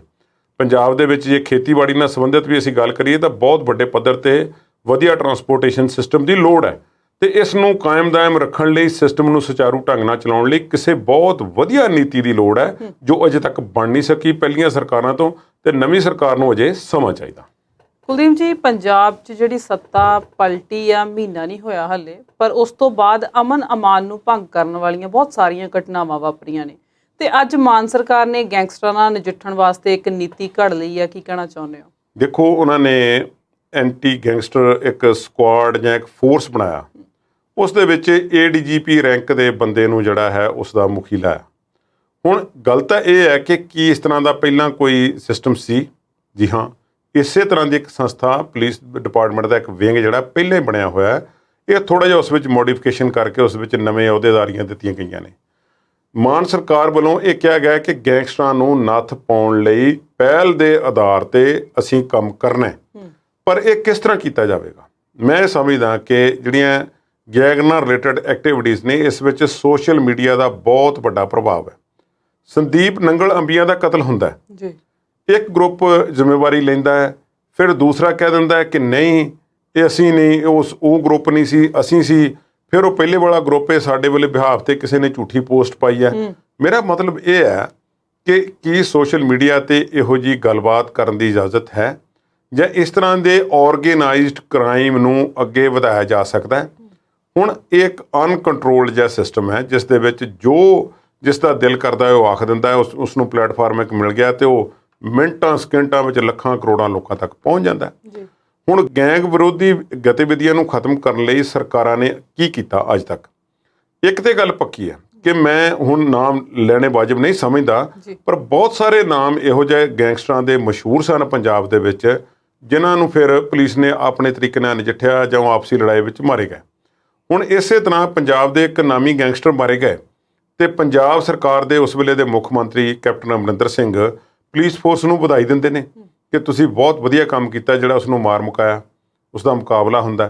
ਹੁਣ ਗੱਲ ਇੱਕ ਹੈ ਕਿ ਜਦੋਂ ਕੈਪਟਨ ਅਮਰਿੰਦਰ ਸਿੰਘ ਨੇ ਇਹ ਵਧਾਈ ਦਿੱਤੀ ਤੇ ਕੁਝ ਲੋਕਾਂ ਨੇ ਇਤਰਾਜ਼ ਵੀ ਪ੍ਰਗਟ ਕੀਤਾ ਹੈ ਕਿ ਭਾਈ ਇਹ ਗੈਂਗਸਟਰ ਵੀ ਕੋਈ ਪੈਦਾ ਹੀ ਗੈਂਗਸਟਰ ਨਹੀਂ ਹੁੰਦਾ, ਇਹ ਮਾਵਾਂ ਦੇ ਪੁੱਤਰ ਨੇ, ਇਸ ਕਿਸੇ ਦੇ ਭੈਣ ਭਰਾ ਨੇ, ਇਹ ਕਿਸੇ ਦੇ ਬਾਪ ਨੇ, ਇਹਨਾਂ ਦੇ ਬੱਚੇ ਵੀ ਨੇ, ਤੇ ਫਿਰ ਗੱਲ ਕੀ ਇਧਰ ਨੂੰ ਹੋ ਕਿਵੇਂ ਜਾਂਦੇ ਨੇ? ਇੰਨੇ ਕੋਈ ਜਿਵੇਂ ਕਿ ਜਰਾਇਮ ਪੇਸ਼ਾ ਕੌਮ ਤੇ ਨਹੀਂ ਹੈ ਨਾ ਪੰਜਾਬੀਆਂ ਦੀ, ਇਹ ਕਿਸੇ ਤੇ ਇਲਜ਼ਾਮ ਤਾਂ ਨਹੀਂ ਨਾ ਲਾਇਆ ਜਾ ਸਕਦਾ, ਪਰ ਇਹ ਹੋਇਆ ਕਿਵੇਂ? ਤੇ ਚੀਫ ਮਿਨਿਸਟਰ ਸਾਹਿਬ ਜਿਹੜੇ ਨੇ, ਬਜਾਏ ਇਸ ਗੱਲ ਕਰਨ ਦੇ ਕਿ ਅਸੀਂ ਇਸ ਗੈਂਗਸਟਰ ਗਤੀਵਿਧੀਆਂ ਦੇ ਵਿੱਚ ਸ਼ਾਮਲ ਆਪਣੇ ਮੁੰਡਿਆਂ ਨੂੰ, ਆਪਣੇ ਬੱਚਿਆਂ ਨੂੰ ਕਿਸੇ ਤਰ੍ਹਾਂ ਅਸੀਂ ਮੁੱਖ ਧਾਰਾ ਦੇ ਵਿੱਚ ਲਿਆਈਏ ਤੇ ਪਰਿਵਾਰਾਂ ਦੇ ਵਿੱਚ ਉਹਨਾਂ ਨੂੰ ਵਾੜੀਏ ਤੇ ਅਸੀਂ ਉਹਨਾਂ ਦੀ ਐਨਰਜੀ ਨੂੰ ਕਿਸੇ ਹੋਰ ਤਰੀਕੇ ਨਾਲ ਚੈਨਲਾਈਜ਼ ਕਰ ਸਕੀਏ, ਉਹ ਵਧਾਈ ਦੇ ਰਹੇ ਨੇ ਪੰਜਾਬ ਪੁਲਿਸ ਨੂੰ। ਪੰਜਾਬ ਪੁਲਿਸ ਜਾਂ ਕੋਈ ਹੋਰ ਪੁਲਿਸ ਮੈਂ ਅਜੇ ਤੱਕ ਸਮਝਦਾ ਕਿ ਗੈਂਗਸਟਰ ਗਤੀਵਿਧੀਆਂ ਨੂੰ ਉਹਨਾਂ ਦੇਰ ਤੱਕ ਅੱਜ ਤੱਕ ਤਕੜੇ ਹੋ ਕੇ ਹੱਥ ਨਹੀਂ ਪਾਇਆ ਜਾਂਦਾ ਜਿੰਨੀ ਦੇਰ ਤੱਕ ਕੋਈ ਉਹਨਾਂ ਦੇ ਆਪਣੇ ਤੇ ਉਹਨਾਂ ਵੱਲੋਂ ਅਟੈਕ ਨਹੀਂ ਕਰ ਦਿੱਤਾ ਜਾਂਦਾ। ਵਿਕਾਸ ਦੁਬੇ ਨਾਂ ਦਾ ਗੈਂਗਸਟਰ ਸੀ ਯੂਪੀ ਦੇ ਵਿੱਚ, ਉਹ ਸ਼ਰੇਆਮ ਗੈਂਗਸਟਰ ਗੁੰਡਾਗਰਦੀ ਦੀਆਂ ਘਟਨਾਵਾਂ ਦੇ ਵਿੱਚ ਉਹ ਜਿਹੜਾ ਸੀ ਸ਼ਾਮਲ ਸੀ। ਤੇ ਜਦੋਂ ਫਿਰ ਉਸਨੇ ਇੱਕ ਦਿਨ ਉਸਦੇ ਘਰ ਤੇ ਰੇਡ ਕਰਨ ਗਏ ਪੁਲਿਸ ਦੇ ਮੁਲਾਜ਼ਮਾਂ ਨੂੰ ਕਈਆਂ ਨੂੰ ਮਾਰ ਦਿੱਤਾ ਤੇ ਫਿਰ ਸਾਰੀ ਯੂਪੀ ਦੀ ਪੁਲਿਸ ਉਸਦੇ ਮਗਰ ਭੱਜੀ ਹੈ। ਫਿਰ ਉਸਨੂੰ ਗ੍ਰਿਫਤਾਰ ਕੀਤਾ ਜਾਂਦਾ ਹੈ, ਕਿਸੇ ਹੋਰ ਸਟੇਟ 'ਚੋਂ ਆਤਮ ਸਮਰਪਣ ਕਰਦਾ, ਗੱਡੀ ਉਲਟ ਜਾਂਦੀ ਹੈ, ਜਾਂਚ ਹੁੰਦੀ। ਲੰਮੀਆਂ ਚੌੜੀਆਂ ਗੱਲਾਂ ਨੇ, ਬੈਕ ਡਰਾਪ ਦੇ ਵਿੱਚ ਕੋਈ ਨਹੀਂ ਜਾਂਦਾ। ਇਸੇ ਤਰ੍ਹਾਂ ਬਹੁਤ ਸਾਰੇ ਨੌਜਵਾਨ ਪਿਛਲੇ ਸਾਲਾਂ ਦੇ ਵਿੱਚ ਇਹਨਾਂ ਗਤੀਵਿਧੀਆਂ ਦੀ ਭੇਟ ਚੜ੍ਹੇ ਨੇ ਔਰ ਬਦਕਿਸਮਤੀ ਨਾਲ ਸਾਡੇ ਤੇ ਜਿਹੜਾ ਟੈਗ ਜਿਹਾ ਕਿਸਮ ਦਾ ਲੱਗ ਗਿਆ ਕਿ ਅਸੀਂ ਪੰਜਾਬੀ ਸ਼ਾਇਦ ਹਾਂ ਹੀ ਇਸ ਤਰ੍ਹਾਂ ਦੇ। ਉਹ ਕਿਉਂ ਲੱਗਦਾ ਹੈ? ਕਿਉਂਕਿ ਕੈਨੇਡਾ ਦੇ ਵਿੱਚ ਵੀ ਤੇ USA ਦੇ ਵਿੱਚ ਵੀ ਤੇ ਹੋਰ ਕਈ ਜਗ੍ਹਾ ਵਿੱਚ ਵੀ ਸਾਡੇ ਇਸ ਤਰ੍ਹਾਂ ਦੇ ਗਰੁੱਪ ਮੁੰਡਿਆਂ ਦੇ ਜਾਂ ਉਹ ਸੀਗੇ ਤੇ ਉਹ ਵੀ ਉਹਨਾਂ ਤੇ ਵੀ ਇਲਜ਼ਾਮ ਲੱਗਦੇ ਰਹੇ ਕਿ ਬਹੁਤ ਸਾਰੇ ਮੁੰਡੇ ਆਪਸੀ ਲੜਾਈ ਵਿੱਚ ਮਾਰੇ ਗਏ। ਹੁਣ ਇਹ ਲੰਮੀ ਚੌੜੀ ਕਹਾਣੀਆਂ ਨੇ, ਪਰ ਮੈਂ ਸਮਝਦਾ ਕਿ ਪੰਜਾਬ ਸਰਕਾਰ ਨੇ ਇੱਕ ਇਸ ਤਰ੍ਹਾਂ ਦਾ ਸਕੁਆਡ ਬਣਾ ਕੇ, ਇਸ ਤਰ੍ਹਾਂ ਦਾ ਕੋਈ ਇੱਕ ਗਰੁੱਪ ਬਣਾ ਕੇ ਉਹ ਤੇ ਚੰਗਾ ਕੰਮ ਚਲੋ ਕੀਤਾ ਹੈ, ਪਰ ਇਹਦੇ ਨਾਲ ਉਹਨਾਂ ਲੋਕਾਂ ਨੂੰ ਮੁੱਖ ਧਾਰਾ ਦੇ ਵਿੱਚ ਲਿਆਉਣ ਵਾਸਤੇ ਕੋਈ ਆਪਸੀ ਸੁਲ੍ਹਾ ਸਫਾਈ ਜਾਂ ਉਹਨਾਂ ਨਾਲ ਕੋਈ ਕਿਸੇ ਤਰੀਕੇ ਨਾਲ ਕੋਈ ਰੈਜ਼ੋਲੂਸ਼ਨ ਬਣਾ ਕੇ ਕਿ ਉਹਨਾਂ ਤੇ ਜਿਹੜੇ ਉਹਨਾਂ ਨੇ ਕ੍ਰਾਈਮ ਕੀਤੇ ਹੋਏ ਨੇ ਕਿਸੇ ਤਰੀਕੇ ਨਾਲ ਐਮਨੈਸਟੀ ਵਗੈਰਾ ਉਹਨਾਂ ਨੂੰ ਦੇ ਕੇ ਤੇ ਫਿਰ ਉਹਨਾਂ ਨੂੰ ਲਿਆਂਦਾ ਜਾਵੇ। ਪਰ ਇਸ ਦਾ ਦੂਸਰਾ ਕਾਰਨ ਹੈ ਕਿ ਇਲੀਗਲ ਗਤੀਵਿਧੀਆਂ ਜਿਹੜੀਆਂ ਹੋਰ ਜੁੜੀਆਂ ਹੋਈਆਂ ਨੇ। ਜੇ ਗੈਂਗ ਐਕਟੀਵਿਟੀਜ਼ ਦੇ ਵਿੱਚ ਜਿਹੜੇ ਸ਼ਾਮਲ ਨੌਜਵਾਨ ਨੇ ਉਹਨਾਂ ਕੋਲ ਸਰਮਾਇਆ ਕਿੱਥੋਂ ਆਉਂਦਾ? ਕੀ ਉਹ ਡਰੱਗ ਦਾ ਪੈਸਾ, ਕੀ ਉਹ ਪ੍ਰੋਪਰਟੀ ਦਾ ਪੈਸਾ? ਇਹ ਕਿਉਂ ਇਸ ਤਰ੍ਹਾਂ ਹੁੰਦੀ ਹੈ ਕਿ ਇੱਕ ਅਚਾਨਕ ਇੱਕ ਨੌਜਵਾਨ ਜਿਹੜਾ ਉਸਦੀ ਸ਼ਰੇਆਮ ਹੱਤਿਆ ਹੋ ਜਾਂਦੀ ਹੈ, ਭਾਵੇਂ ਉਹ ਆਮ ਜੀਵਨ ਨਾਲ ਸੰਬੰਧਿਤ ਹੋਵੇ, ਫਿਰ ਉਸਦੇ ਲਾਗੇ ਹੋਰ ਖਬਰਾਂ ਨਿਕਲਦੀਆਂ ਨੇ ਕਿ ਉਹ ਇਸ ਤਰ੍ਹਾਂ ਸ਼ਾਮਲ ਸੀ, ਇਸ ਤਰ੍ਹਾਂ ਸ਼ਾਮਲ ਸੀ।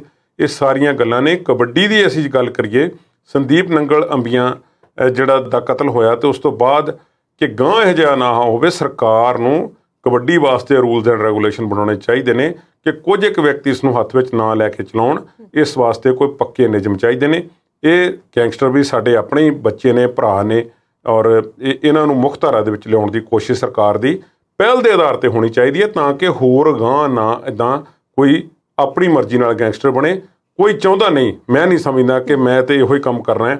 ਇਹ ਛੋਟੀਆਂ ਗੱਲਾਂ ਤੇ ਨਿੱਜੀ ਰੰਜਿਸ਼ਾਂ ਦੁਸ਼ਮਣੀਆਂ ਪੈਦਾ ਹੋ ਜਾਣੀਆਂ ਕਰ ਲੈਣੀਆਂ, ਇਹ ਬੜੀਆਂ ਛੋਟੀਆਂ ਗੱਲਾਂ ਨੇ। ਸਰਕਾਰਾਂ ਕੋਲ, ਸਾਡੇ ਕੋਲ ਇਸ ਤਰ੍ਹਾਂ ਦੇ ਅਦਾਰੇ ਹੋਣੇ ਚਾਹੀਦੇ ਨੇ ਜਿਹੜੇ ਸਾਡੇ ਬੱਚਿਆਂ ਨੂੰ ਇਸ ਤਰ੍ਹਾਂ ਦੀ ਟੈਕਨੀਕ, ਇਸ ਤਰ੍ਹਾਂ ਦੀ ਸਿਖਲਾਈ ਜਿਹੜੀ ਹੈ ਦੱਸ ਸਕਣ ਕਿ ਕਿਵੇਂ ਇਹਨਾਂ ਚੀਜ਼ਾਂ ਤੋਂ ਬਚਣਾ ਤੇ ਕਿਵੇਂ ਬਚਿਆ ਜਾ ਸਕਦਾ ਹੈ। ਬਿਲਕੁਲ ਸਹੀ ਕਿਹਾ ਤੁਸੀਂ ਕਿ ਸਰਕਾਰਾਂ ਨੂੰ ਇਹ ਗੈਂਗਸਟਰ ਕਲਚਰ ਨੂੰ ਰੋਕਣ ਵਾਸਤੇ ਸੁਹਿਰਦ ਹੋਣਾ ਪੈਣਾ ਹੈ। ਮੁੱਦੇ ਹਾਲੇ ਹੋਰ ਵੀ ਨੇ, ਪਰ ਇਸ ਵੇਲੇ ਵੇਲਾ ਇੱਕ ਛੋਟੀ ਜਿਹੀ ਬ੍ਰੇਕ ਦਾ ਆ। ਜਲਦ ਹਾਜ਼ਰ ਹੁੰਦੇ ਹਾਂ।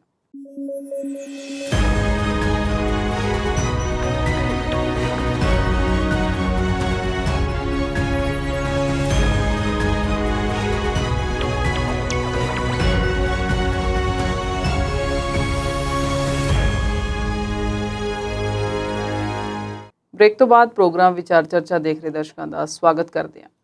ਕੁਲਦੀਪ ਜੀ, ਆਮ ਆਦਮੀ ਪਾਰਟੀ ਤੋਂ ਬਾਅਦ ਗੱਲ ਜੇ ਕਾਂਗਰਸ ਦੀ ਕਰੀਏ, ਨਾ ਉਹਨਾਂ ਦੀ ਆਪਣਿਆਂ ਨਾਲ ਬਣਦੀ, ਨਾ ਉਹਨਾਂ ਦੀ ਗੁਆਂਢੀਆਂ ਨਾਲ ਬਣਦੀ। ਇਹਨਾਂ ਦਾ ਬਣੂਗਾ ਕੀ? ਜੇ ਉਹਨਾਂ ਦੀ ਜਿਹੜੀ ਕੌਮੀ ਪ੍ਰਧਾਨ ਹੈ ਬੀਬੀ, ਜਾਂ ਕੌਮੀ ਪ੍ਰਧਾਨ ਤੇ ਰਾਹੁਲ ਗਾਂਧੀ ਨੇ ਤਾਂ ਅਸਤੀਫਾ ਦੇ ਦਿੱਤਾ ਸੀ ਪਹਿਲਾਂ 2019 ਦੇ ਵਿੱਚ ਕਿ ਦੇਖੋ ਹੁਣ ਮੈਂ ਨਹੀਂ ਕਾਂਗਰਸ ਪਾਰਟੀ ਦੀ ਅਗਵਾਈ ਕਰਨੀ, ਤੇ ਕਿਉਂਕਿ ਦੂਸਰੀ ਵਾਰੀ ਲੋਕ ਸਭਾ ਹਾਰ ਗਿਆ ਤੇ ਅਸੀਂ ਪਿੱਤਰੀ ਆਪਣੀ ਜਿਹੜੀ ਸਾਡੀ ਸੀਟ ਹੈ ਅਮੇਠੀ ਦੀ ਉਹ ਵੀ ਹਾਰ ਗਏ ਹਾਂ। ਜ਼ਿੰਮੇਵਾਰੀ ਉਹਨਾਂ ਨੇ ਇੱਕ ਕਿਸਮ ਦੀ ਲਈ ਸੀ, ਪਰ ਜ਼ਿੰਮੇਵਾਰੀ ਲੈਣ ਦੇ ਵਿੱਚ ਉਹ ਕਿੰਨੇ ਕੁ ਸੀਰੀਅਸ ਤੇ ਕਿੰਨੇ ਕੁ ਸੁਹਿਰਦ ਸਨ, ਇਸ ਗੱਲ ਦਾ ਅੰਦਾਜ਼ਾ ਹੁਣ ਵੀ ਲੱਗਦਾ ਹੈ। ਅੱਜ ਵੀ ਸਾਰੇ ਦੇ ਸਾਰੇ ਕਾਂਗਰਸੀ ਜਿੰਨੇ ਵੱਡੇ ਵੱਡੇ ਆਗੂ ਨੇ, ਚਾਹੇ ਜਿਹੜੇ ਵੀ ਸੂਬੇ 'ਚ ਹੋਣ, ਉਹ ਸਾਰੇ ਹੀ ਦਿੱਲੀ ਵਾਲੇ ਆਕਾ ਦੇ ਦਰਬਾਰ ਵਿੱਚ ਪਧਾੜੀ ਭਰਨ ਜਾਂਦੇ ਨੇ। ਜੋ ਹੁਕਮ ਉੱਥੋਂ ਆਉਣਾ ਹੈ ਉਹੀ ਆਖਰੀ ਹੋਣਾ ਜੀ। ਪੰਜਾਬ ਦੇ ਵਿੱਚ ਉਹਨਾਂ ਦੀ ਇਕੱਲੀ ਪੰਜਾਬ 'ਚ ਹਾਰ ਨਹੀਂ ਹੋਈ, ਯੂਪੀ ਦੇ ਵਿੱਚ ਬਹੁਤ ਸ਼ਰਮਨਾਕ ਹਾਰ ਹੋਈ ਹੈ। ਚਲੋ ਪ੍ਰਿਅੰਕਾ ਗਾਂਧੀ ਨੂੰ ਜਦੋਂ ਦਾ ਉੱਥੇ ਯੂਪੀ ਦੇ ਵਿੱਚ ਇੰਚਾਰਜ ਬਣਾਇਆ ਗਿਆ ਸੀ, ਜਾਂ ਉੱਥੇ ਦਾ ਉਹਨਾਂ ਨੂੰ ਇੱਕ ਕੰਟਰੋਲਰ ਬਣਾ ਦਿੱਤਾ ਗਿਆ ਕਿ ਤੁਸੀਂ ਹੁਣ ਇੱਥੇ ਦੀ ਦੇਖਭਾਲ ਕਰਨੀ ਹੈ, ਯੂਪੀ ਵਿੱਚ ਕੀ ਬਣਿਆ?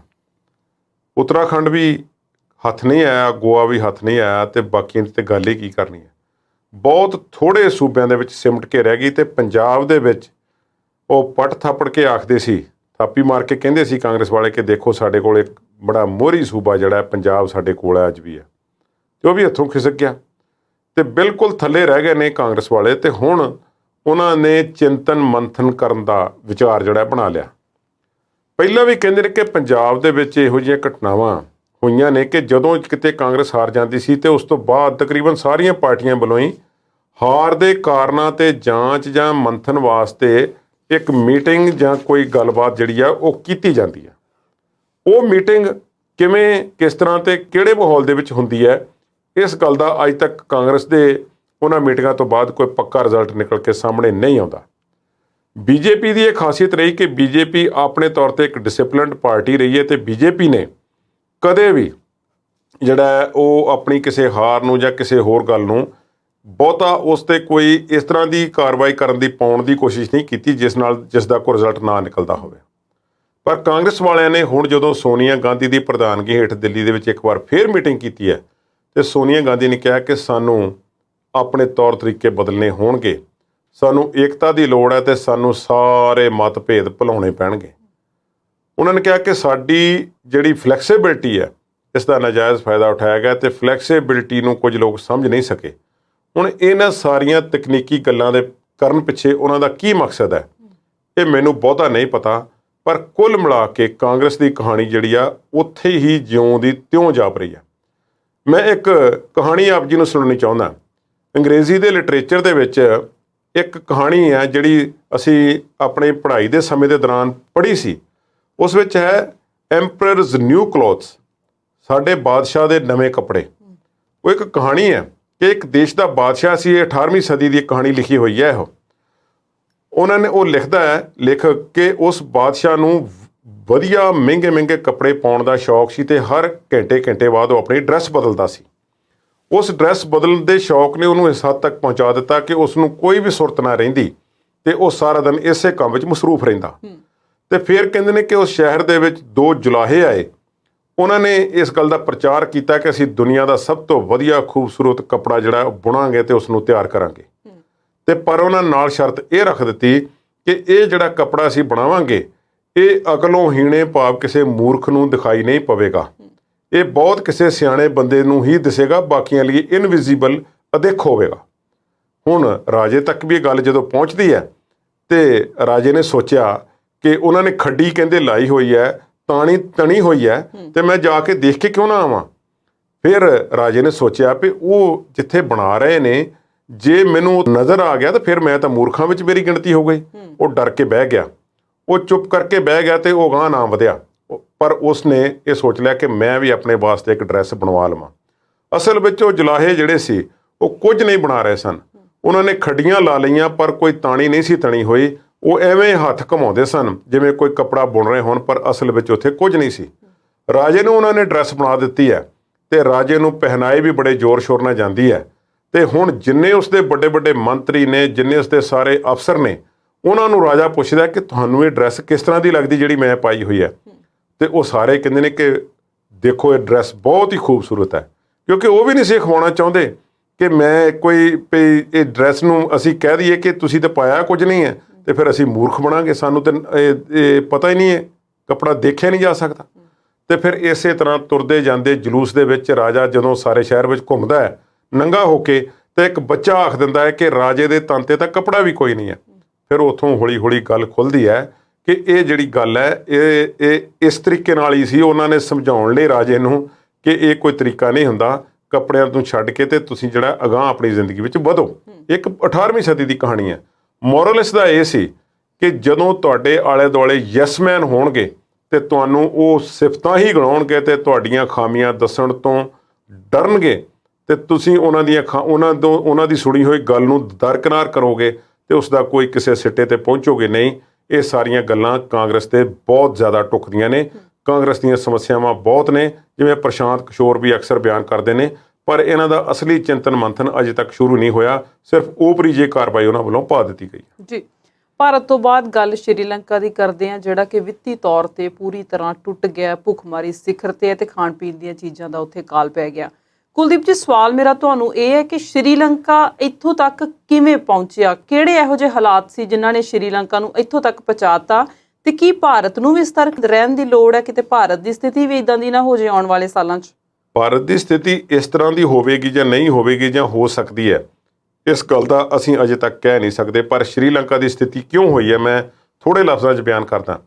ਸ਼੍ਰੀਲੰਕਾ ਦੇ ਵਿੱਚ ਜਿਹੜੀ ਇਕਨੋਮਿਕ ਮਿਸਮੈਨੇਜਮੈਂਟ ਹੈ, ਸਾਰਾ ਉਸੇ ਨੇ ਡੋਬਿਆ।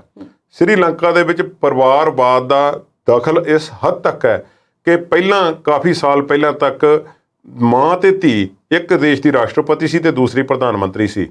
ਹੁਣ ਇਸ ਵੇਲੇ ਮਹਿੰਦਾ ਰਾਜਪਕਸੇ ਜਿਹੜੇ ਨੇ ਉਹ ਦੇਸ਼ ਨੂੰ ਲੀਡ ਕਰ ਰਹੇ ਨੇ। ਉਹਨਾਂ ਦਾ ਭਰਾ ਪ੍ਰਧਾਨ ਮੰਤਰੀ ਹੈ, ਉਹਨਾਂ ਦਾ ਇੱਕ ਹੋਰ ਭਰਾ ਜਿਹੜਾ ਹੈ ਵਿੱਤ ਮੰਤਰੀ ਹੈ, ਇੱਕ ਹੋਰ ਭਰਾ ਜਿਹੜਾ ਖੇਤੀ ਮੰਤਰੀ ਹੈ, ਇੱਕ ਭਰਾ ਦਾ ਮੁੰਡਾ ਜਿਹੜਾ ਉਹ ਵੀ ਇੱਕ ਮੰਤਰੀ ਹੈ। ਹੁਣ ਪਿਛਲੇ ਦਿਨਾਂ ਦੇ ਵਿੱਚ ਜੋ ਉੱਥੇ ਹੋਇਆ, ਉਸ ਦਾ ਕਾਰਨ ਇਹ ਦੱਸਿਆ ਜਾਂਦਾ ਹੈ ਕਿ ਸ਼੍ਰੀਲੰਕਾ ਅਸਲ ਵਿੱਚ ਟੂਰਿਜ਼ਮ ਦੇ ਨਾਲ ਜੁੜਿਆ ਹੋਇਆ ਇੱਕ ਦੇਸ਼ ਹੈ, ਇੱਕ ਛੋਟਾ ਜਿਹਾ ਮਹਾਦੀਪ ਹੈ ਔਰ ਬਹੁਤਾ ਵੱਡਾ ਨਹੀਂ ਹੈ, ਪਰ ਬਹੁਤ ਖੂਬਸੂਰਤ ਹੈ ਔਰ ਦੁਨੀਆ ਭਰ ਦੇ ਸੈਲਾਨੀ ਉੱਥੇ ਆਉਂਦੇ ਨੇ।